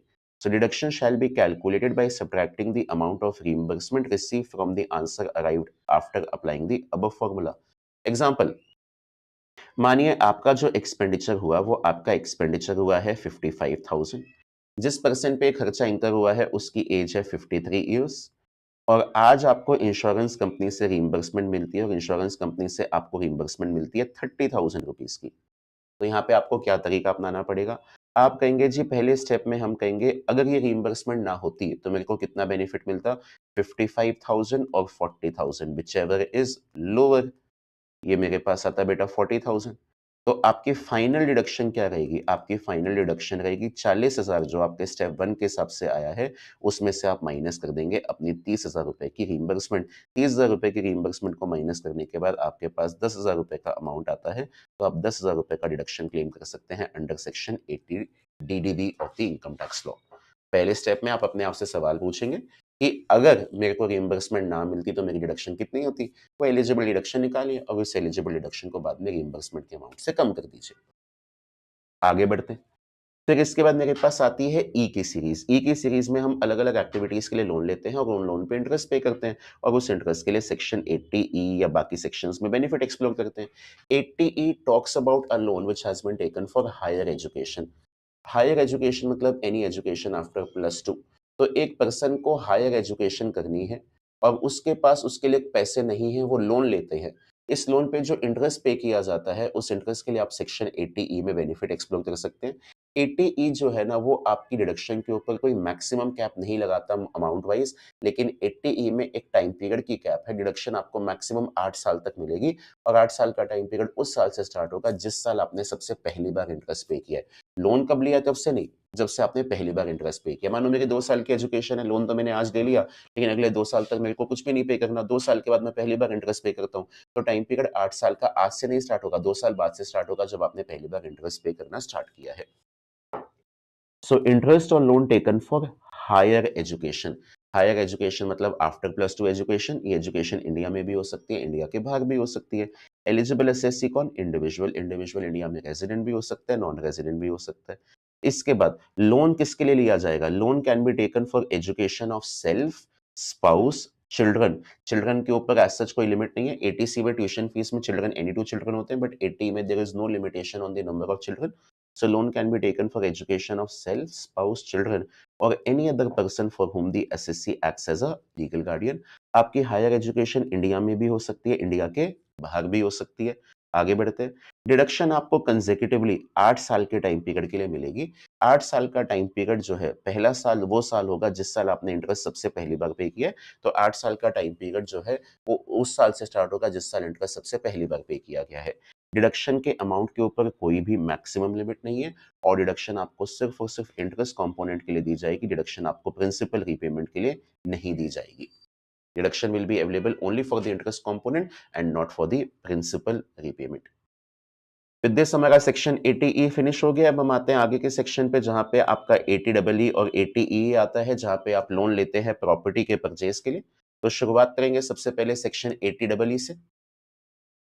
तो चलिए जी 80EE की बात करते हैं। 80EE में क्या होता है जी, 80EE के अंदर एक इंडिविजुअल है जिसने प्रॉपर्टी खरीदने के लिए लिया है लोन। अब अगर आपने सुना होगा सेल्फ ऑक्यूपाइड प्रॉपर्टी में सेक्शन 24B में हम खाली 2 लाख तक का इंटरेस्ट माइनस कर सकते हैं। तो अगर मेरा इंटरेस्ट का एक्सपेंडिचर ज़्यादा है, तो जो एक्स्ट्रा खर्चा लग रहा है 2 लाख से ऊपर, उसका बेनिफिट मैं कहाँ पे लूँ? ये सवाल उठता है। तो गवर्नमेंट ने उसके लिए बनाया था सेक्शन 80EE। 80EE में बेनिफिट एक इंडिविजुअल को अलाउ किया जाता है। वो इंडिविजुअल रेज़िडेंट भी हो सकता है, नॉन रेज़िडेंट भी हो सकता है। 80EE में बेनिफिट लेने के लिए इंडिविजुअल जो है वो लोन ले सकता है किसी बैंक से या किसी housing finance company. Housing finance company के एग्जांपल जैसे Aditya Birla housing finance, India bulls housing finance, Cholamandalam housing finance, ये सारी हाउसिंग फाइनेंस कंपनीज हैं। तो आपको लोन लेना पड़ेगा किसी बैंक से या किसी हाउसिंग फाइनेंस कंपनी से एक रेजिडेंशियल हाउस प्रॉपर्टी को परचेज करने के लिए। लेकिन सेक्शन 80EE में 4 कंडीशंस दी गई थी कि आप ये 4 कंडीशंस को फुलफिल करेंगे तो ही आप 80EE में बेनिफिट लेने के लिए एलिजिबल होंगे। पहली कंडीशन, आपका लोन सैंक्शन होना चाहिए 1 अप्रैल 2016 से लेकर 31 मार्च 2017 के बीच में। कंडीशन नंबर 2, आपके जो लोन का अमाउंट है, वो लोन का अमाउंट 35 लाख है, इससे कम होना चाहिए। आपकी प्रॉपर्टी की जो परचेज वैल्यू ऑन पेपर है, वो 50 लाख है, इससे कम होनी चाहिए। और जिस दिन आपका ये लोन सैंक्शन हुआ है, उस दिन आपके नाम पे कोई घर नहीं होना चाहिए। तो लोन जो है वो सैंक्शन होना चाहिए 16-17 के दौरान और लोन का अमाउंट 35 लाख है, इससे कम होना चाहिए, 35 लाख से ज़्यादा नहीं होना चाहिए।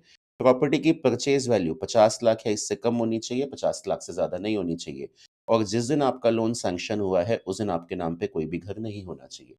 अगर ये सारी कंडीशंस आप फुलफिल करने के लिए रेडी हैं, तो जिस इंटरेस्ट के लिए आपको सेक्शन 24B में बेनिफिट नहीं मिल पाया, उस इंटरेस्ट के लिए आपको सेक्शन 80EE में 50,000 तक का बेनिफिट मिल सकता है। So interest paid on a loan taken from bank or housing finance company for acquisition of residential house property is allowed as deduction subject to a maximum limit of 50,000 per annum. Further, where interest has been allowed as deduction under section 24B, no deduction shall be allowed under section 80EE in respect of such amount of interest. एक और चीज एक और चीज ध्यान देने वाली यहाँ पे ये है कि फाइनेंशियल ईयर 16-17 के दौरान जब लोन सैंक्शन होगा, तभी आप 80EE में बेनिफिट लेने के लिए एलिजिबल हो। आज कोई नया व्यक्ति नए लोन के लिए अप्लाई करता है तो वो 80EE के लिए एलिजिबल नहीं है, लेकिन जिन्होंने अपना लोन जो है फाइनेंशियल ईयर 16-17 के दौरान सैंक्शन करवाया हुआ था, वो आज भी इस सेक्शन में बेनिफिट लेने के लिए क्या है, एलिजिबल है। मूविंग अहेड, इसके आगे बढ़ते हैं। इसके अगला पॉइंट मेरे पास आता है section 80EE। What is section 80A? Similar lines पे ही सेक्शन है। बस बात क्या है, यहाँ पे लोन सैंक्शनिंग का पीरियड 80EE में 16-17 तक ही रोका गया था। उस टाइम पीरियड को आगे बढ़ाने के लिए 80EA लेके आए थे।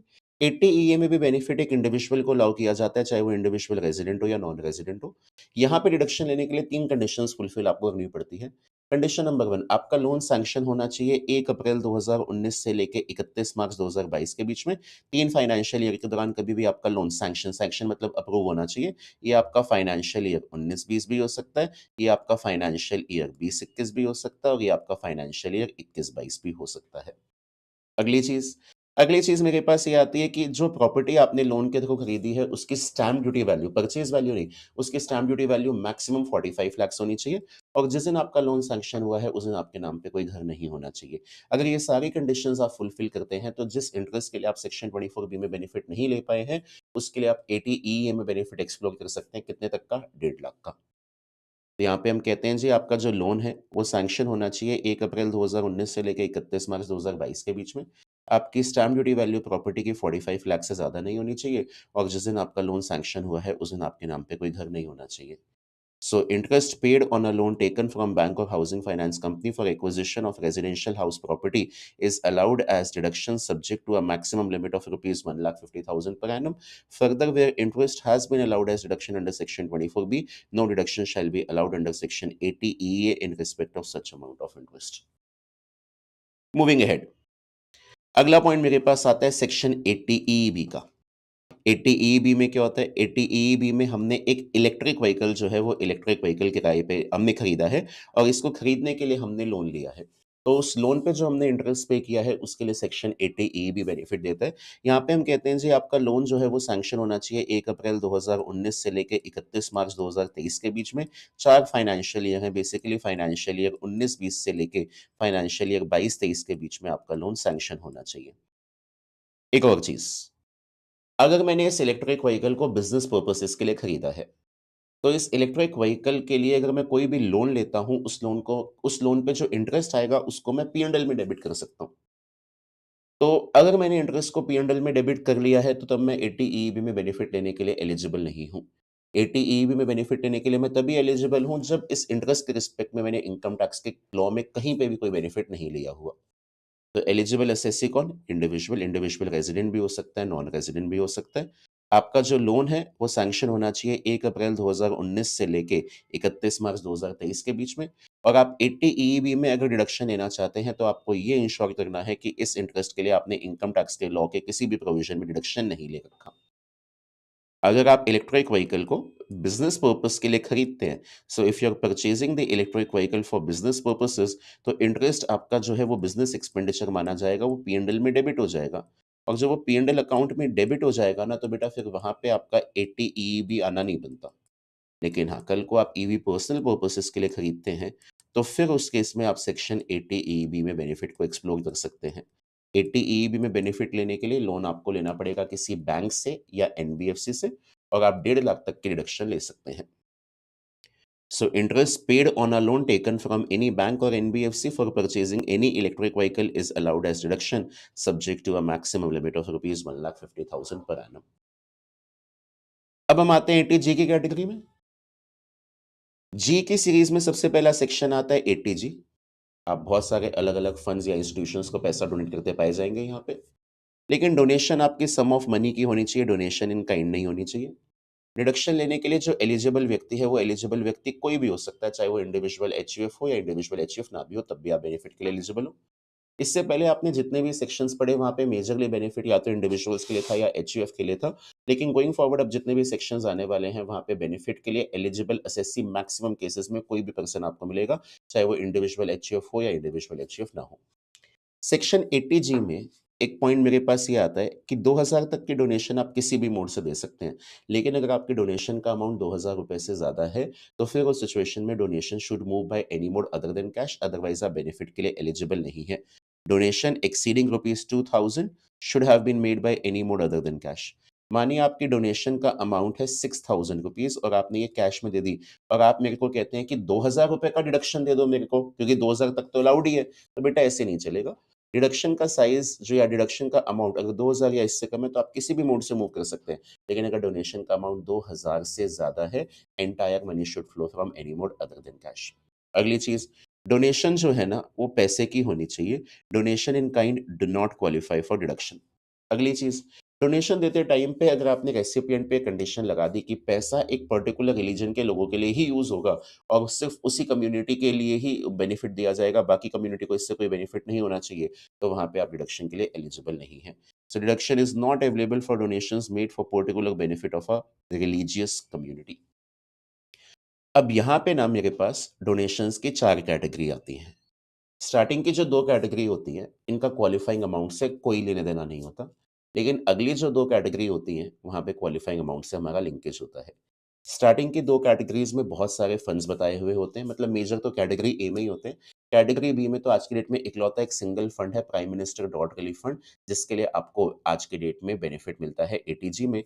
बाकी आपके बहुत सारे फंड्स हैं, like national cultural fund, prime minister national relief fund, PM cares fund, स्वच्छ भारत कोष, क्लीन गंगा फंड, उन सब के लिए बेनिफिट आपको कैटेगरी ए में मिलता है। तो कैटेगरी ए के डोनेशंस में बहुत सारे फंड्स हैं। जितना आपने पैसा दिया उसका 100% benefit, there is no maximum limit, qualifying amount का लॉ आप पे लागू नहीं है।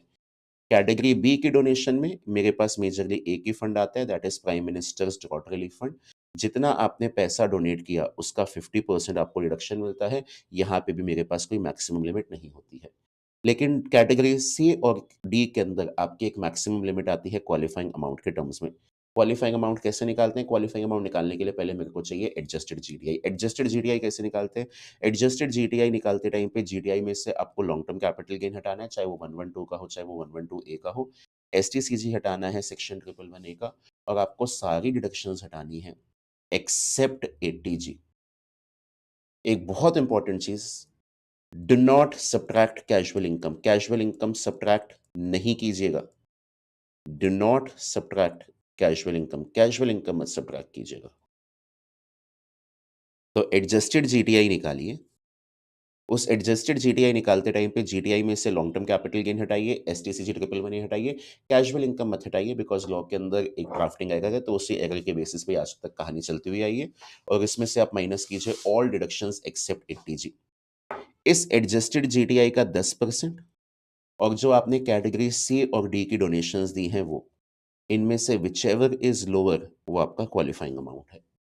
अगर आपकी डोनेशन कैटेगरी सी की है, तो आपको क्वालिफाइंग अमाउंट का 100% बेनिफिट मिलता है, और डोनेशन कैटेगरी डी की है, तो आपको क्वालिफाइंग अमाउंट का 50% बेनिफिट मिलता है। सर, सी और डी कैटेगरी में कौन-कौन सी डोनेशंस आती हैं?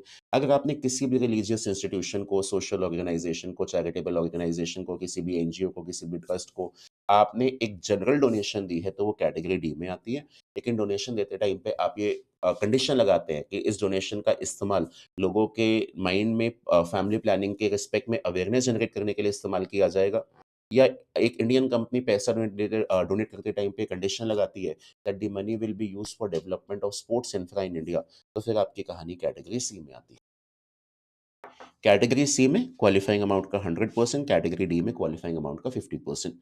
सर, कल को किसी क्वेश्चन में सी और डी कैटेगरी दोनों एक साथ आ जाए तो हम उसको कैसे टैकल करेंगे?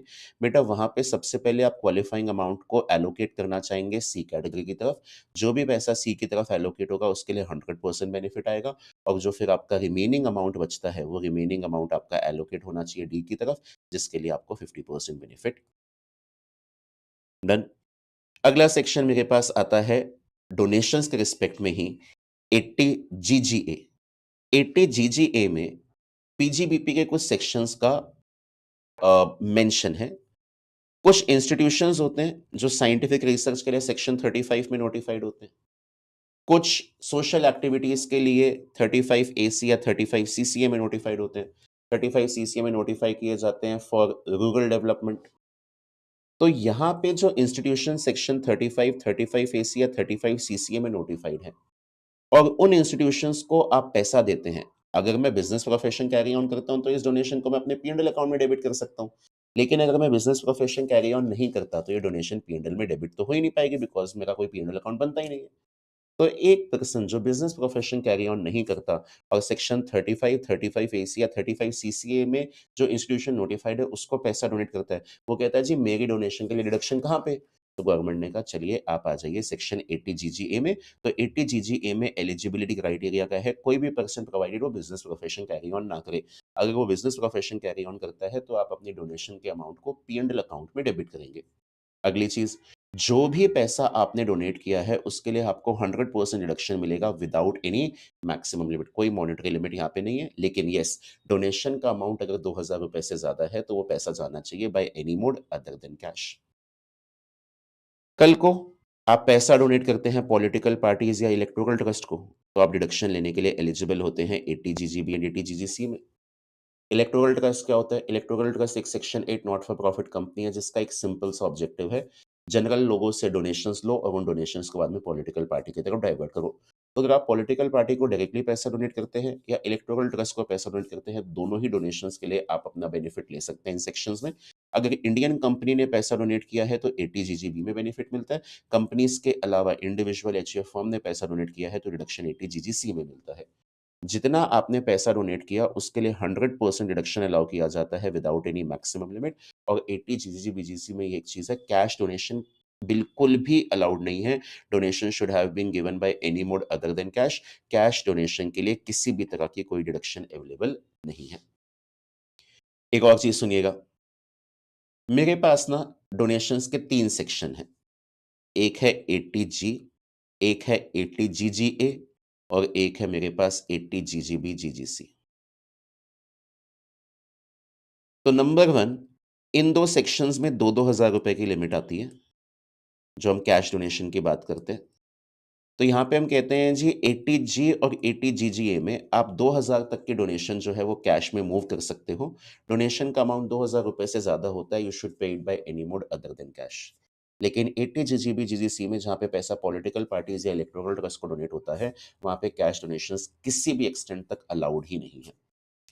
अगली चीज़, 80G में जो डोनेशंस कवर हैं और 80 GGB और GGC में जो डोनेशंस कवर है, उन डोनेशंस को पी&एल अकाउंट में डेबिट करना अलाउ नहीं किया जाता। तो कोई person business profession carry on करे या ना करे, इससे मुझे कोई फ़र्क नहीं पड़ता जब बात सेक्शन 80G और 80 GGB जीजीसी की आती है, बिकॉज़ ये जो डोनेशंस है, ये पी&एल में डेबिट ही नहीं हो सकती। तो चाहे जो person business profession carry on ना करे, वो भी इन्हीं सेक्शंस में आएगा बेनिफिट लेने के लिए, और जो बिज़नेस प्रोफ़ेशन कैरी ऑन करे, वो भी यहीं पे आएगा बेनिफिट लेने के लिए। लेकिन 80 GGA में जो डोनेशंस हैं, वो उन इंस्टीट्यूशंस को जाती है जो सेक्शन 35, 35 AC या 35 सीसीए में नोटिफ़ाइड हैं। तो इन केस आप बिज़नेस प्रोफ़ेशन कैरी ऑन करते हैं, तो आपने जो डोनेशन दी है, उसके लिए आप डिडक्शन ले सकते हैं पी&एल अकाउंट में, और कल को आप बिज़नेस प्रोफ़ेशन कैरी ऑन नहीं करते हैं, तो फिर आप बेनिफिट लेने के लिए 80 GGA में आ सकते हैं। डन। अगला मेरे पास इस सीक्वेंस में सेक्शन आता है, वो आता है 80 जी। अगर मेरे पास रहने के लिए घर नहीं है और मैं रहने के लिए घर किराए पे लेता हूँ, तो जो रहने के लिए घर मैंने किराए पे लिया है, उसका जो भी मैंने किराया पे किया है, उस किराए के लिए मैं 80 में बेनिफिट एक्सप्लोर कर सकता हूँ। 80 बेनिफिट देता है एक इंडिविजुअल को, चाहे वो इंडिया में रेज़िडेंट हो या नॉन रेज़िडेंट हो। बेनिफिट मिलता है हर उस पर्सन को जो इंडिविजुअल है, चाहे वो सेल्फ एम्प्लॉयड हो, चाहे वो जॉब करता हो। इस सेक्शन में बेनिफिट लेने के लिए कुछ कंडीशंस हैं जो आपको फुलफिल करनी पड़ेगी। कंडीशन नंबर 1 ये है कि आपको अपने एम्प्लॉयर से किसी भी तरह का असिस्टेंस नहीं मिलना चाहिए, ना तो एचआरए के फॉर्म में, ना आरएफए के फॉर्म में। नंबर 2, आपके खुद के नाम पे या आपके स्पाउस के नाम पे या जिस एचयूएफ के आप मेंबर हो, उसके नाम पे कोई भी घर नहीं होना चाहिए, या आपके माइनर चाइल्ड के नाम पे कोई भी घर नहीं होना चाहिए जिस सिटी में आप रहते हो या काम करते हो। हाँ, आपके पास घर किसी और सिटी में हो सकता है, बट जो घर किसी और सिटी में है, वो आपका सेल्फ ऑक्यूपाइड नहीं होना चाहिए, या तो वो लेट आउट होना चाहिए या वो वेकेंट होना चाहिए। सो इस सेक्शन में डिडक्शन लेनी है, तो नंबर 1, एम्प्लॉयर से एचआरए, आरएफए नहीं मिलना चाहिए, बिकॉज़ जिन लोगों को एचआरए, आरएफए मिलता है, उनको सैलरी में ऑलरेडी बेनिफिट्स मिल चुके हैं, तो 80 डबल जी तो वहाँ नहीं लगेगा। अगली चीज़, कोई भी घर नहीं होना चाहिए इस असेसी के खुद के नाम पे, इसके स्पाउस के नाम पे, इसके माइनर चाइल्ड के नाम पे, या जिस एचयूएफ का ये मेंबर है उसके नाम पे, जिस सिटी में ये रहता है या काम करता है। क्या कहीं और पे घर हो सकता है? जी, बिल्कुल कहीं और किसी और सिटी में घर हो सकता है, लेकिन वो सेल्फ ऑक्यूपाइड नहीं होना चाहिए, या तो वो लेट आउट होना चाहिए या वेकेंट होना चाहिए। अगर ये सारी कंडीशंस फुलफिल्ड हैं, तो पर्सन 80 डबल जी में बेनिफिट लेने के लिए एलिजिबल है, और 80 डबल जी में least of the following 3 figures का आपको डिडक्शन अलाउ किया जाएगा।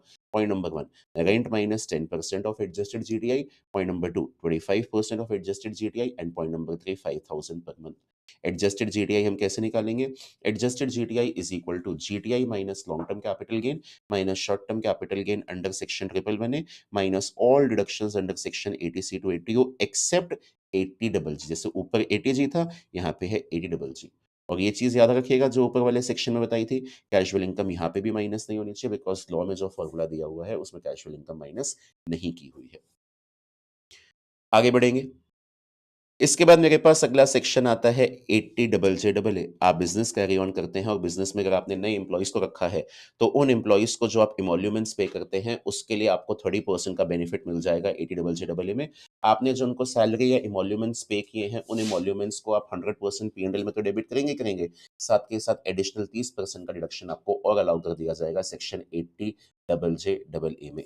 तो 80 डबल जे डबल ए में कौन एलिजिबल है? एक ऐसा असेसी जो बिज़नेस कैरी ऑन करता है और बिज़नेस का टैक्स ऑडिट होता है सेक्शन 44 एडी एबी में। टैक्स ऑडिट कब होता है? जब आपके बिज़नेस का टर्नओवर 1 करोड़ से ज़्यादा होता है। तो आज मैंने एक नया बिज़नेस स्टार्ट किया है। ये ऑल टुगेदर एक नया बिज़नेस है, किसी एक्जिस्टिंग बिज़नेस के रिकंस्ट्रक्शन, अमाल्गमेशन, रीस्ट्रक्चरिंग की वजह से नहीं बना है। ऑल टुगेदर एक नया बिज़नेस स्टार्ट किया है, और मेरा बिज़नेस का टर्नओवर 1 करोड़ से ज़्यादा है। मेरे को टैक्स ऑडिट कराना पड़ता है, तो मैं 80 डबल जे डबल ए में बेनिफिट लेने के लिए एलिजिबल हूँ।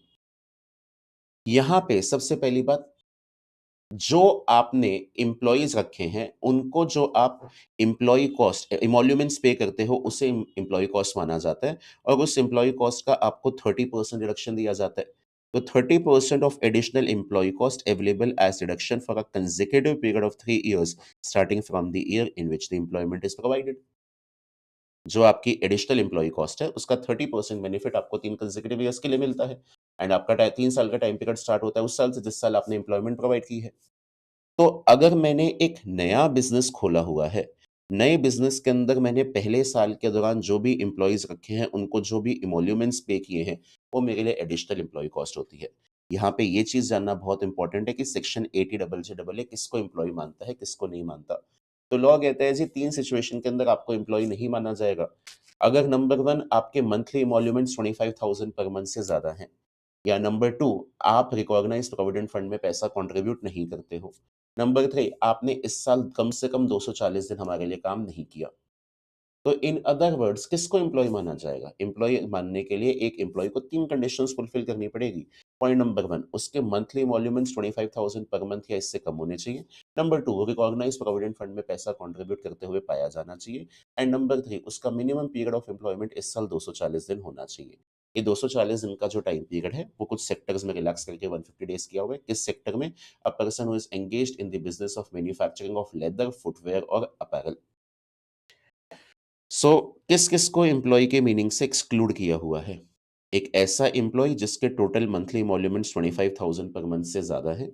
एक ऐसा एम्प्लॉयी जिसने इस साल 240 दिन से कम काम किया है, 240 दिन का टाइम लिया जाता है 150 डेज़, जहाँ पे एसएससी का बिज़नेस है मैन्युफैक्चरिंग ऑफ अपैरल, फुटवियर और लेदर प्रोडक्ट्स और एक पर्सन जो रिकॉग्नाइज्ड प्रोविडेंट फंड में कंट्रीब्यूट नहीं करता।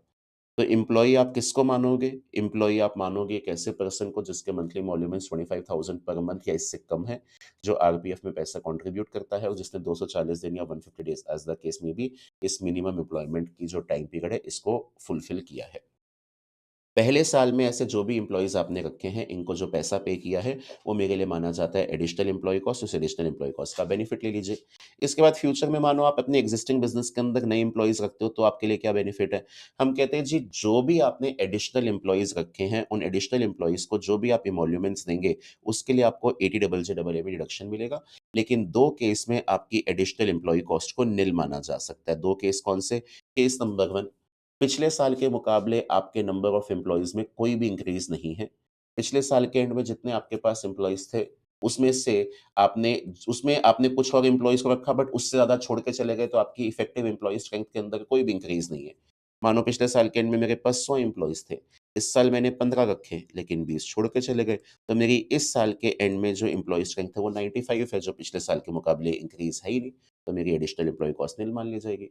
So there is no increase in the number of employees from the total number of employees employed as on the last day of the preceding year. या फिर आप अपने employees को ineligible means से पैसा पे करते हो। आपको आपने उनको पैसा दिया bye any mode other then account पे चेक, अकाउंट पे ड्राफ्ट, ईसीएस या अदर प्रिस्क्राइब्ड इलेक्ट्रॉनिक मीन्स, तो वहाँ पे भी आपकी एडिशनल एम्प्लॉयी कॉस्ट निल मान ली जाएगी। तो एक्जिस्टिंग बिज़नेस के केस में जो भी आपने एडिशनल एम्प्लॉइज़ रखे हैं, उनको जो आप इमोल्यूमेंट्स पे करते हो, वो मेरे लिए एडिशनल एम्प्लॉयी कॉस्ट है और उसका 30% आपको डिडक्शन अलाउ किया जाएगा। लेकिन इस एडिशनल एम्प्लॉयी कॉस्ट को 2 सिचुएशन में निल मान लिया जाएगा, जब नंबर 1 इफेक्टिव एम्प्लॉयी स्ट्रेंथ आपकी बढ़ती ही नहीं है पिछले साल के मुकाबले या नंबर 2 आपने एम्प्लॉइज़ को जो इमोल्यूमेंट्स पे किए हैं, वो इनएलिजिबल मोड ऑफ पेमेंट के थ्रू दिए हैं। एक चीज़ और सुनिएगा, मानो इस साल मैंने 100 एम्प्लॉइज़ रखे, उन 100 एम्प्लॉइज़ में से मेरे 80 एम्प्लॉइज़ ने 240 दिन या इससे ज़्यादा काम किया। जो 80 एम्प्लॉइज़ हैं, उन्होंने 240 दिन या 150 डेज़ जो भी आपकी एप्लीकेबल कंडीशन है, उससे ज़्यादा काम किया। लेकिन मेरे 20 एम्प्लॉइज़ हैं, उन्होंने 240 दिन या 150 दिन से कम काम किया। तो ये 20 एम्प्लॉइज़ फर्स्ट ईयर में तो एम्प्लॉयड माने ही नहीं जाएँगे और सब्सिक्वेंट ईयर में ये मेरे लिए ओल्ड एम्प्लॉयी है, न्यू एम्प्लॉयी तो है नहीं। तो इन लोगों के लिए तो एज़ सच बेनिफिट मिल ही नहीं पाया। तो गवर्नमेंट ने एक बात कही, किसी भी पर्टिकुलर ईयर में आप किसी भी सेट ऑफ पीपल को एम्प्लॉयी इसलिए नहीं मान पाए क्योंकि उन लोगों ने आपके लिए 240 दिन या 150 दिन के लिए कम काम किया और फ्यूचर में वो आपके साथ एम्प्लॉयड रहते हैं और मिनिमम पीरियड ऑफ एम्प्लॉयमेंट को फुलफिल कर देते हैं। तो मान लिया जाएगा उनको आपने सेकंड ईयर में रखा है और उनके लिए benefit second year onward start हो जाएगा। where an employee is employed during the previous year for a period of less than 240 or 150 days, as the case may be, but he is employed for a period of 240 or 150 days in the immediately succeeding year, he shall be deemed to have been employed in the succeeding year, and the provisions of section 80JJAA shall apply accordingly. Done. अब आगे बढ़ते हैं। इसके बाद अगला section मेरे पास आता है रॉयल्टी ऑन बुक्स के लिए, 80 क्यूक्यूबी। तो 80 क्यूक्यूबी में हम कहते हैं जी, आपने कोई भी बुक लिखी है in the area of art, science और लिटरेचर, और किसी भी पब्लिशर के थ्रू आपने इस बुक को पब्लिश किया है, वो पब्लिशर आपको रॉयल्टी पे करता है, तो उस रॉयल्टी के रिस्पेक्ट में आप सेक्शन 80 क्यूक्यूबी में बेनिफिट ले सकते हैं। लेकिन अगर आपने किसी भी स्कूल के लिए टेक्स्ट बुक लिख दी, कोई भी गाइड लिख दी, कोई भी कमेंट्री लिख दी, आपने किसी न्यूज़पेपर, मैगज़ीन, वेबसाइट के लिए कोई भी पीरियोडिकल जर्नल लिख दिया, या आपने कोई भी ब्लॉग लिख दिया या कॉलम लिख दिया, तो उन सब की रॉयल्टी के लिए आपको यहाँ पे बेनिफिट नहीं मिलेगा। Books should be a work of literature, arts, or science, but it should not be textbook for school, guide, newspaper, commentaries, journals, pamphlets, and other publications of similar nature. ठीक है जी। अगली चीज अगली चीज मेरे पास ये आती है, कितना डिडक्शन मिलेगा। तो लॉ कहता है जी, least of the following three figure shall be allowed as deduction. जितना आपका रॉयल्टी का अमाउंट बनता है, वो आपकी एमआरपी, जो बुक्स बिकी है उनकी एमआरपी का 15%, एंड लास्ट में 3 lakh. Least of the following three figure will be available as deduction. और एक लास्ट चीज, इस सेक्शन में बेनिफिट लेने के लिए सिर्फ और सिर्फ रेजिडेंट इंडिविजुअल एलिजिबल है, कोई और इसके लिए एलिजिबल नहीं है। तो एक रेजिडेंट इंडिविजुअल जिसने कोई भी बुक लिखी है in the area of art, science और लिटरेचर, वो बुक जो है वो कोई guide, commentary, newspaper, magazine, periodical के कॉलम नहीं होने चाहिए। तो अगर ऐसी ऐसी सिचुएशन में वो कोई भी रॉयल्टी कमाता है पब्लिशर से, तो उस रॉयल्टी के लिए आपको डिडक्शन मिल सकती है 80 क्यूक्यूबी में, least of the following three figure, जितना आपका रॉयल्टी का अमाउंट है वो, या 15% of MRP of books sold, या फिर ₹3 लाख। कल को आप रॉयल्टी इंडिया के बाहर से कमाते हैं और उसके लिए डिडक्शन लेना चाहते हैं, गवर्नमेंट कहती है डिडक्शन हम दे देंगे, बट वो पैसा आपको इंडिया में रिसीव करना पड़ेगा कन्वर्टेबल फॉरेन एक्सचेंज में, साल के दौरान या साल खत्म होने के अगले 6 महीने के अंदर अंदर। तो फाइनेंशियल ईयर 24-25 में अगर आप इसका बेनिफिट लेना चाहते हैं, तो यू हैव टू इंश्योर कि वो रॉयल्टी आपकी 30 सितंबर 2025 तक इंडिया में कन्वर्टेबल फॉरेन एक्सचेंज में रिसीव हो चुकी हो। कल को गवर्नमेंट ने 30 सितंबर के ड्यू डेट को थोड़ा बढ़ा दिया, तो फिर बढ़ा हुआ टाइम पीरियड कंसिडर किया जाएगा। In respect of royalty earned from outside India, the royalty to be received in India in convertible foreign exchange within 6 months from the end of the relevant previous year, or such extended period as may be specified by the competent authority। ये competent authority मतलब कौन? RBI। आगे बढ़ते हैं। कल को मानो आपने कोई भी टेक्नोलॉजी डेवलप की और उसको आपने पेटेंट करवा लिया, एज अ रेजिडेंट इंडिविजुअल आप ये टेक्नोलॉजी किसी के साथ भी शेयर करते हो, तो इस टेक्नोलॉजी को शेयर करने के बदले आपको जो रॉयल्टी मिली है, उस रॉयल्टी के रिस्पेक्ट में भी आपको डिडक्शन मिल सकती है। डिडक्शन मैक्सिमम 3 लाख तक की मिलेगी। और कल को रॉयल्टी आपने इंडिया के बाहर से कमाई है, तो जैसे ऊपर बहुत बात लिखी गई कि आपको ये पैसा कन्वर्टेबल फॉरेन एक्सचेंज में रिसीव करना पड़ेगा इंडिया में, साल के दौरान या साल खत्म होने के अगले 6 महीने के अंदर अंदर। तो एक रेजिडेंट इंडिविजुअल है, उसने पेटेंट से रॉयल्टी कमाई है, जो रॉयल्टी उसने रिसीव की है उसका इसे डिडक्शन मिल जाएगा, subject to a maximum limit of ₹3 lakh. और लास्ट चीज, जो रॉयल्टी इंडिया के बाहर से कमाई गई है, वो वाला पैसा इंडिया में रिसीव हो जाना चाहिए within 6 months from the end of the relevant previous year, और such extended time period as may be specified by the competent authority. तो देखिए जी, 3 लाख की मैक्सिमम लिमिट ऊपर भी थी, बस ये 15% एमआरपी वाला पॉइंट यहाँ पे नहीं लगता। बुक के केस में जो पब्लिशर होता है ना, वो ऑथर को रॉयल्टी पे करता है on the basis of number of books sold. लेकिन पेटेंट के केस में ना, कोई प्रोडक्ट के बिकने पे या उसकी एमआरपी के बेसिस पे जो है वो आइडियली मार्केट के अंदर रॉयल्टी डिपेंडेंट नहीं होती, तो इसीलिए वो एमआरपी वाला पॉइंट यहाँ बोरो नहीं किया गया है। आगे बढ़ेंगे। इंटरेस्ट के लिए मेरे पास 2 सेक्शन आते हैं, और इंटरेस्ट के लिए मेरे पास 2 सेक्शन जो आते हैं, एक आता है 80 टीटीए और एक आता है 80 टीटीबी। 80 टीटीबी जो है वो बनता है सीनियर सिटीजन के लिए, और 80 टीटीए बनता है एक इंडिविजुअल, प्रोवाइडेड वो सीनियर सिटीजन नहीं है, या फिर एक एचयूएफ के लिए। 80 टीटीए सिर्फ आपको अपने सेविंग डिपॉजिट के इंटरेस्ट पे 10,000 तक की रिडक्शन देता है, लेकिन 80 टीटीबी आपको saving interest and time interest दोनों के लिए रिडक्शन देता है 50,000 रुपए तक की। तो section 80 TTA, interest on saving deposit with banks and post office. Eligible assessee कौन? इंडिविजुअल, प्रोवाइडेड वो सीनियर सिटीजन ना हो, बिकॉज़ अगर इंडिविजुअल सीनियर सिटीजन है, तो फिर तो कहानी एटीटीटीबी में आ जाएगी। तो इंडिविजुअल या तो नॉन रेज़िडेंट है, या इंडिविजुअल रेज़िडेंट है बट एज 60 से कम है, या फिर एचयूएफ है, चाहे रेज़िडेंट हो या नॉन रेज़िडेंट हो। तो जो भी आपने सेविंग इंटरेस्ट कमाया अपने बैंक अकाउंट पे या पोस्ट ऑफिस के अकाउंट पे, उसको पहले आप अदर सोर्सेज़ में इनकम दिखाएँगे और उसके लिए बाद में आप ₹10,000 तक की डिडक्शन ले लेंगे। लेकिन एक चीज़ है, पोस्ट ऑफिस से कमाया हुआ सेविंग इंटरेस्ट जो होता है ना, उसके रिस्पेक्ट में गवर्नमेंट ने आपको 3500 पर एनम की एग्ज़म्पशन दे रखी है अंडर सेक्शन 1015। और अगर जॉइंट ओनर्स हैं, तो वहाँ पे आपके पास सेक्शन 1015 में जो एग्ज़म्पशन है, वो ₹7,000 की है। As per section 1015, interest on post office saving bank account is exempt to the extent of rupees 3,500 per annum. However, in case of joint account, exemption of rupees 7,000 per annum is available instead of rupees 3,500 per annum. तो कल को मानिए मैंने saving interest कमाया और मैंने saving interest कमाया और मैंने सेविंग इंटरेस्ट कमाया बैंक से 6,000 रुपीज़, और मैंने पोस्ट ऑफिस से जो कमाया वो पोस्ट ऑफिस से मानो मैंने कमाया 8,000 रुपीज़। तो ये 6,000 रुपए जो है वो अदर सोर्सेज़ में पूरा जाएगा 6,000, और पोस्ट ऑफिस वाला जो है वो 4,500 जाएगा, बिकॉज़ आपको 3,500 की क्या मिल जाएगी? एग्ज़म्पशन। अदर सोर्सेज़ में आपका टोटल अमाउंट जो टैक्सेबल होगा वो 10,500 होगा, जिसमें से आप 10,000 रुपए की डिडक्शन ले सकते हैं। कौन से सेक्शन में? एटीडीटीए। एटीडीटीए जो है वो आपको सिर्फ़ सेविंग इंटरेस्ट के लिए डिडक्शन दिलाता है। अगर आपने बैंक में या पोस्ट ऑफिस में फिक्स्ड डिपॉज़िट या रिकरिंग डिपॉज़िट रखा हुआ है, तो उस पे आपको डिडक्शन नहीं मिलेगा उसके इंटरेस्ट पे। Deduction is not available in respect of interest earned on time deposit, that is FD और आरडी। लेकिन अगर एक व्यक्ति सीनियर सिटीज़न है, सीनियर सिटीज़न कौन? जो रेज़िडेंट है और उसकी एज 60 या इससे ज़्यादा है, तो चाहे वो बैंक या पोस्ट ऑफिस से इंटरेस्ट सेविंग डिपॉज़िट पे कमाए या बैंक या पोस्ट ऑफिस से इंटरेस्ट वो टाइम डिपॉज़िट पे कमाए, दोनों ही कमाए हुए इंटरेस्ट पे वो सेक्शन एडीडीटीबी में बेनिफिट ले सकता है ₹50,000 की। और येस, सेक्शन 1015 का वो 3500 का एग्ज़म्पशन आप ले ही सकते हो, वो भी मनाही नहीं है उसके लिए भी।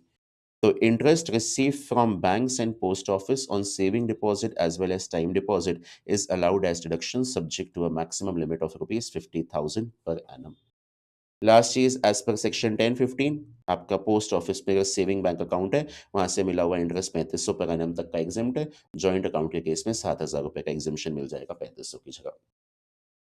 80U हम कर ही चुके हैं। लास्ट जो मेरे पास सेक्शन आता है बेटा वो है सेक्शन 10AA। अगर आपने स्पेशल इकोनॉमिक जोन में कोई भी यूनिट खोली हुई है जिसने अपना काम 1 अप्रैल 2005 से लेकर 31 मार्च 2020 के बीच में स्टार्ट किया हुआ है और वो एक्सपोर्ट से प्रॉफिट कमाते हैं, उन एक्सपोर्ट प्रॉफिट्स के लिए आपके पास कुछ बेनिफिट अवेलेबल है सेक्शन 10AA में। तो जी एसईजी में यूनिट तो कोई भी लगा सकता है, चाहे वो इंडिविजुअल हो, चाहे वो एचयूएफ हो, चाहे वो कंपनी हो, चाहे फर्म हो। So any assessee having a unit in SEC which begins to manufacture or produce article or thing or provide any service, ये याद रखिएगा। आपका काम 1 अप्रैल 2005 से लेके 31 मार्च 2020 के बीच में स्टार्ट हो जाना चाहिए। अगर आपका काम 1 अप्रैल 2020 के बाद स्टार्ट होता है तो आप 10AA में बेनिफिट लेने के एलिजिबल नहीं है। आपके काम को सेट करने के लिए एक 15 साल की टाइम विंडो दी गई थी, जो 1 अप्रैल 2005 से लेकर 31 मार्च 2020 तक चलती है। अब यहाँ पे आपने जो भी एक्सपोर्ट प्रॉफिट कमाए हैं, उनके लिए बेनिफिट है। एक्सपोर्ट प्रॉफिट हम कैसे निकालते हैं? हम कहते हैं जी एसईजी यूनिट के जो टोटल प्रॉफिट्स हैं, उनको आप मल्टीप्लाई कीजिएगा एक्सपोर्ट टर्नओवर से और डिवाइड कीजिएगा टोटल टर्नओवर से। जो भी आपके एक्सपोर्ट प्रॉफिट है, इसको कैसे आप निकालेंगे? हम कहेंगे जी जो भी आपके टोटल प्रॉफिट्स है, इनको एक्सपोर्ट टर्नओवर से मल्टीप्लाई कीजिए और टोटल टर्नओवर से डिवाइड कर दीजिए। मतलब जितना आपका टोटल टर्नओवर का एक्सपोर्ट टर्नओवर एक परसेंटेज है, वही परसेंटेज टोटल प्रॉफिट पे लगाएँगे, वो परसेंटेज लगा के एक्सपोर्ट प्रॉफिट निकालेंगे। बेसिकली एक रेशियो निकालना चाह रहे हैं कि आपके टोटल टर्नओवर में से कितना रेशियो जो है वो एक्सपोर्ट का है, वही रेशियो मैं टोटल प्रॉफिट में निकाल दूँगा और आपका लगा दूँगा एक्सपोर्ट प्रॉफिट निकाल दूँगा उससे टोटल प्रॉफिट पे लगा के। अब इन एक्सपोर्ट प्रॉफिट का मेरे को स्टार्टिंग के 5 साल में 100% बेनिफिट मिलता है। इसके बाद अगले 5 साल में ईयर्स 6 टू 10 में मेरे को 50% का बेनिफिट मिलता है। Years 1 to 5 and years 6 to 10 इनमें बेनिफिट लेने के लिए कोई भी कंडीशन अटैच नहीं है। आप 100% और 50% का बेनिफिट ले सकते हैं। लेकिन ईयर्स 11 टू 15 में आप बेनिफिट लेना चाहें, तो आप 50% तक का बेनिफिट ले सकते हैं, प्रोवाइडेड पैसा आपने एसईजी री इन्वेस्टमेंट रिजर्व अकाउंट में डाल दिया हो। लेट अस सपोज मेरे 11th ईयर का एक्सपोर्ट प्रॉफिट है 60 लाख रुपीस, और मैंने रिजर्व में पैसा जो डाला, वो रिजर्व में पैसा डाला 20 लाख, तो मेरे को बेनिफिट मिलेगा 20 लाख का। कल को मैंने रिजर्व में पैसा डाला 25 लाख, तो मेरे को बेनिफिट मिलेगा 25 लाख का। कल को रिजर्व में मैंने पैसा डाला 30 लाख, तो मेरे को बेनिफिट मिलेगा 30 लाख का। कल को मैंने रिजर्व में बेनिफिट पैसा डाला 35 लाख, तो मेरे बेनिफिट को 10 डबल ए के बेनिफिट को 35 अलाउ नहीं किया जाएगा, उसे 30 पे रोक दिया जाएगा, because my benefit can be maximum 50% of export profits. Sir, ये जो रीइन्वेस्टमेंट रिजर्व अकाउंट में पैसा गया है, इसका करना क्या है? बेटा, जो रीइन्वेस्टमेंट रिजर्व अकाउंट में पैसा गया है, जिस साल में पैसा गया है, उस साल के एंड से अगले 3 साल के अंदर-अंदर आपको जो पैसा है, वो पैसा रिसीव कर ले, वो पैसा जो है वो न्यू प्लांट एंड मशीनरी में इन्वेस्ट कर देना है। अगर वो पैसा आपने अगले 3 साल के अंदर-अंदर न्यू प्लांट एंड मशीनरी में इन्वेस्ट नहीं किया, तो इस अनयूटिलाइज्ड अमाउंट के रिस्पेक्ट में जो आपने 10 डबल ए में बेनिफिट ले रखा है, वो कैंसल आउट होगा और वो आपके 4th ईयर में एक तरह से टैक्स हो जाएगा। Amount credited to SEZ Reinvestment Reserve Account to be utilized for acquiring new plant and machinery within 3 years from the end of the year in which the amount has been transferred. Otherwise, benefit to be withdrawn in 4th year.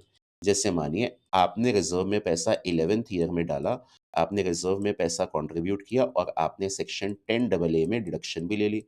अब आप bound हो चुके हैं कि year 12 से लेके आपको 14th year तक इस वाले पैसे को इस्तेमाल करना है। 12th year to 14th year आपको इस वाले पैसे को यूज़ करना है। अगर आपने 14th ईयर तक इस पैसे को यूज़ नहीं किया, तो अनयूटिलाइज्ड अमाउंट के रिस्पेक्ट में जो आपने 10 डबल ए में बेनिफिट ले रखा है, वो कैंसल आउट होगा और 15th ईयर में आपकी इनकम मानी जाएगी। अगली चीज़, क्वेश्चन में आपको कंफ्यूज करने के लिए डीटीए यूनिट का टर्नओवर भी दिया हो सकता है। डीटीए हम बोलते हैं नॉन एसईजी एरिया को। अगर आपको क्वेश्चन में नॉन एसईजी एरिया का कोई भी डेटा दे रखा हो, तो वो आपके लिए कंप्लीटली इररिलेवेंट है, आपको उससे कंफ्यूज नहीं होना है। आपको टोटल प्रॉफिट, एक्सपोर्ट टर्नओवर और टोटल टर्नओवर एसईजी यूनिट का देखना है। हाँ, कल को अगर आपको बोला जाए कि ऑर्गेनाइजेशन का एक डीटीए ऑपरेशन भी है और ऑर्गेनाइजेशन का एसईजी ऑपरेशन भी है, और क्वेश्चन में आपको टोटल डेटा बताया जाए डीटीए प्लस एसईजी का एक साथ, और एसईजी का अलग से ना बताया जाए, तो वहां पे टोटल डेटा में से डीटीए के डेटा को हटा के आप एसईजी का डेटा निकालेंगे। ऐसे क्वेश्चंस आपने क्लास में मेरे साथ किए हुए हैं। तो क्वेश्चन में सिर्फ एसईजी का डेटा है, तो आपका एसईजी के डेटा के बेस पे काम चलना है। एसईजी, डीटीए दोनों का डेटा है, तो एसईजी के डेटा को देखिए, डीटीए के डेटा को इग्नोर कीजिए। कल को टोटल डेटा है डीटीए प्लस एसईजी, और डीटीए का डेटा है बट एसईजी का डेटा नहीं है, तो टोटल में से डीटीए हटा के एसईजी का डेटा निकालिए। एसईजी के टोटल प्रॉफिट, एक्सपोर्ट टर्नओवर और टोटल टर्नओवर के बेसिस पे आप एक्सपोर्ट प्रॉफिट निकालेंगे, और एक्सपोर्ट प्रॉफिट में स्टार्टिंग के 5 साल में 100% बेनिफिट, अगले 5 साल में 50% बेनिफिट, एंड ईयर्स 11 टू 15 में 50% तक का बेनिफिट आपको मिल सकता है, प्रोवाइडेड वो पैसा आपने रिजर्व में डाल दिया हो। अब एक चीज सुनिएगा, आपका एप्लीकेबल फाइनेंशियल ईयर है 24-25, एंड सेक्शन 10 डबल ए में अगर आप बेनिफिट लेना चाहते हैं, तो लास्ट ईयर जब आप यूनिट को सेट कर सकते हैं, वो आपका है financial year 19-20। Financial year 19-20 is the last year during which you can set up the unit. अगर आपने फाइनेंशियल ईयर 19-20 के बाद यूनिट सेटअप की, तो आप 10 डबल ए में बेनिफिट लेने के लिए एलिजिबल नहीं है। तो लास्ट ईयर मेरा फाइनेंशियल ईयर 19-20 हो सकता है। अगर मानो मैंने 19-20 में भी यूनिट लगाई, तो पहला साल 19-20, दूसरा साल 20-21, तीसरा साल 21-22, चौथा साल 22-23, पाँचवाँ साल 23-24। तो बेटा फाइनेंशियल ईयर 24-25 आपका 6th ईयर हो सकता है अर्लीएस्ट, इससे पहले तो आपका ये ईयर नहीं हो सकता। तो इस वजह से फाइनेंशियल ईयर 24-25 पे 100% बेनिफिट बनेगा ही नहीं, आपका बेनिफिट 50% ही बन सकता है। 100% बनने के लिए आपकी यूनिट फाइनेंशियल ईयर 20-21 या इसके बाद लगनी चाहिए, एंड द मोमेंट आपकी यूनिट फाइनेंशियल ईयर 20-21 या इसके बाद लगती है, तो फिर आप बेनिफिट लेने के लिए एलिजिबल ही नहीं हो सकते। तो बेनिफिट लेने के लिए आपकी unit should be set up by 31 March 2020, that means financial year 19-20 तक यूनिट सेटअप हो जानी चाहिए, जिसकी वजह से फाइनेंशियल ईयर 24-25 में कभी भी आपको 100% का बेनिफिट मिल ही नहीं पाएगा। अगली चीज, अब एक्सपोर्ट का पैसा है, तो गवर्नमेंट का ऑब्वियसली ऑब्जेक्टिव है कि एक्सपोर्ट की वजह से इंडिया के बाहर से इंडिया में फॉरेन करेंसी आनी चाहिए। कितना टाइम दे रखा है? वही टाइमलाइन जो 80 क्यूक्यूबी और आरआरबी में आई थी। आपका जो पैसा है एक्सपोर्ट का, वो साल के दौरान आ सकता है या साल खत्म होने के अगले 6 महीने के अंदर अंदर आ सकता है। कल को आरबीआई ने टाइम पीरियड बढ़ा दिया, तो बढ़ा हुआ टाइम पीरियड कंसिडर किया जाएगा। Export proceeds should be received in convertible foreign exchange within 6 months from the end of the relevant previous year, or such further period as the competent authority, that is RBI, may allow in this behalf. Let us suppose आपका SEG का जो export turnover है, वो export turnover 300 lakh है। लेकिन question में आपको data दिया जाता है कि 30 सितंबर 2025 तक आपके 300 लाख में से सिर्फ 250 लाख रुपए रिसीव हुआ है, 50 लाख रुपीज़ अभी रिसीव नहीं हुआ है। तो जब आप अपना एक्सपोर्ट प्रॉफिट निकालेंगे, तो न्यूमरेटर में आप 300 लाख के एक्सपोर्ट टर्नओवर को नहीं चलाएँगे, आप वो एक्सपोर्ट टर्नओवर लेके चलेंगे जो इंडिया के अंदर कन्वर्टिबल फॉरेन एक्सचेंज में आ गया है till 6 months from the end of the relevant previous year. तो न्यूमरेटर में 250 लाख चलेगा। लास्ट के 2 छोटे-छोटे पॉइंट, एक प्रोसीजरल पॉइंट है कि कल को आप सेक्शन 10 डबल ए में बेनिफिट लेना चाहते हैं, तो आप ये इंश्योर कीजिए कि आपने अपनी आईटीआर जो है, वो रिटर्न फाइलिंग की ड्यू डेट तक भर दी हो। कल को मानो आप इंडिया के बाहर गुड्स को एक्सपोर्ट करते हो और उन गुड्स को इंडिया के बाहर एक्सपोर्ट करने के लिए आप अपने क्लाइंट से ट्रांसपोर्टेशन का, ट्रांजिट इंश्योरेंस का पैसा भी चार्ज करते हैं। या अगर आप अपने क्लाइंट को सर्विसेज प्रोवाइड करते हैं और इंडिया के बाहर एक प्रेजेंटेशन देने गए अपने क्लाइंट को और इंडिया के बाहर आपका खर्चा हुआ है रहने पे, खाने-पीने पे और वो भी आपने क्लाइंट से चार्ज किया। तो आइडियली ये सारा पैसा ओवर एंड अबव एक्स्ट्रा पैसा है जो आइडियली आपके गुड्स या सर्विसेज के वैल्यू को रिप्रेजेंट नहीं करता। तो ये वाला पैसा जो है वो टर्नओवर का पार्ट नहीं माना जाएगा। अगर आपने उसे एक्सपोर्ट या टोटल टर्नओवर में इंक्लूड किया है, तो आपको उसे हटाना पड़ेगा। Freight, telecommunication charges, insurance expenses, they are to be excluded both from export turnover and total turnover to the extent they are attributable to the delivery of articles or things outside India. Similarly, expenses incurred in foreign exchange for rendering services outside India are to be excluded from both export turnover and total turnover while computing deduction admissible under section 10AA. Once again goods India के बाहर आपने export किए हैं, उसके respect में freight, transport charges, insurance ये सब included है, तो उससे आप हटाइए। या सर्विसेज प्रोवाइड करने के लिए इंडिया के बाहर आप गए और आपको फॉरेन करेंसी में वहाँ पे कुछ खर्चा करना पड़ा रहने पे या फिर खाने-पीने पे, तो वो भी टर्नओवर में इंक्लूड नहीं होगा because that does not represent the true value of your goods और सर्विसेज। ठीक है जी? विद दिस आपका सेक्शन 10 डबल ए भी क्लोज़ होता है और आपका एक बहुत इंपॉर्टेंट टॉपिक डिडक्शंस जो है, वो भी कंप्लीटली क्लोज़ होता है। ये वीडियो आज के लिए इतना ही है। आई होप इस वीडियो के थ्रू आपके डिडक्शंस का टॉपिक बहुत कॉम्प्रिहेंसिवली रिवाइज़ हो चुका है। बहुत सारे एग्ज़ाम्पल्स मैं पैरेलली लेते हुए चला हूँ पूरे टॉपिक के दौरान। तो बाकी के टॉपिक्स जो है वो आपको आगे वाले वीडियो में मिलेंगे। फिलहाल के लिए इस वीडियो में इतना ही। Bye bye, take care.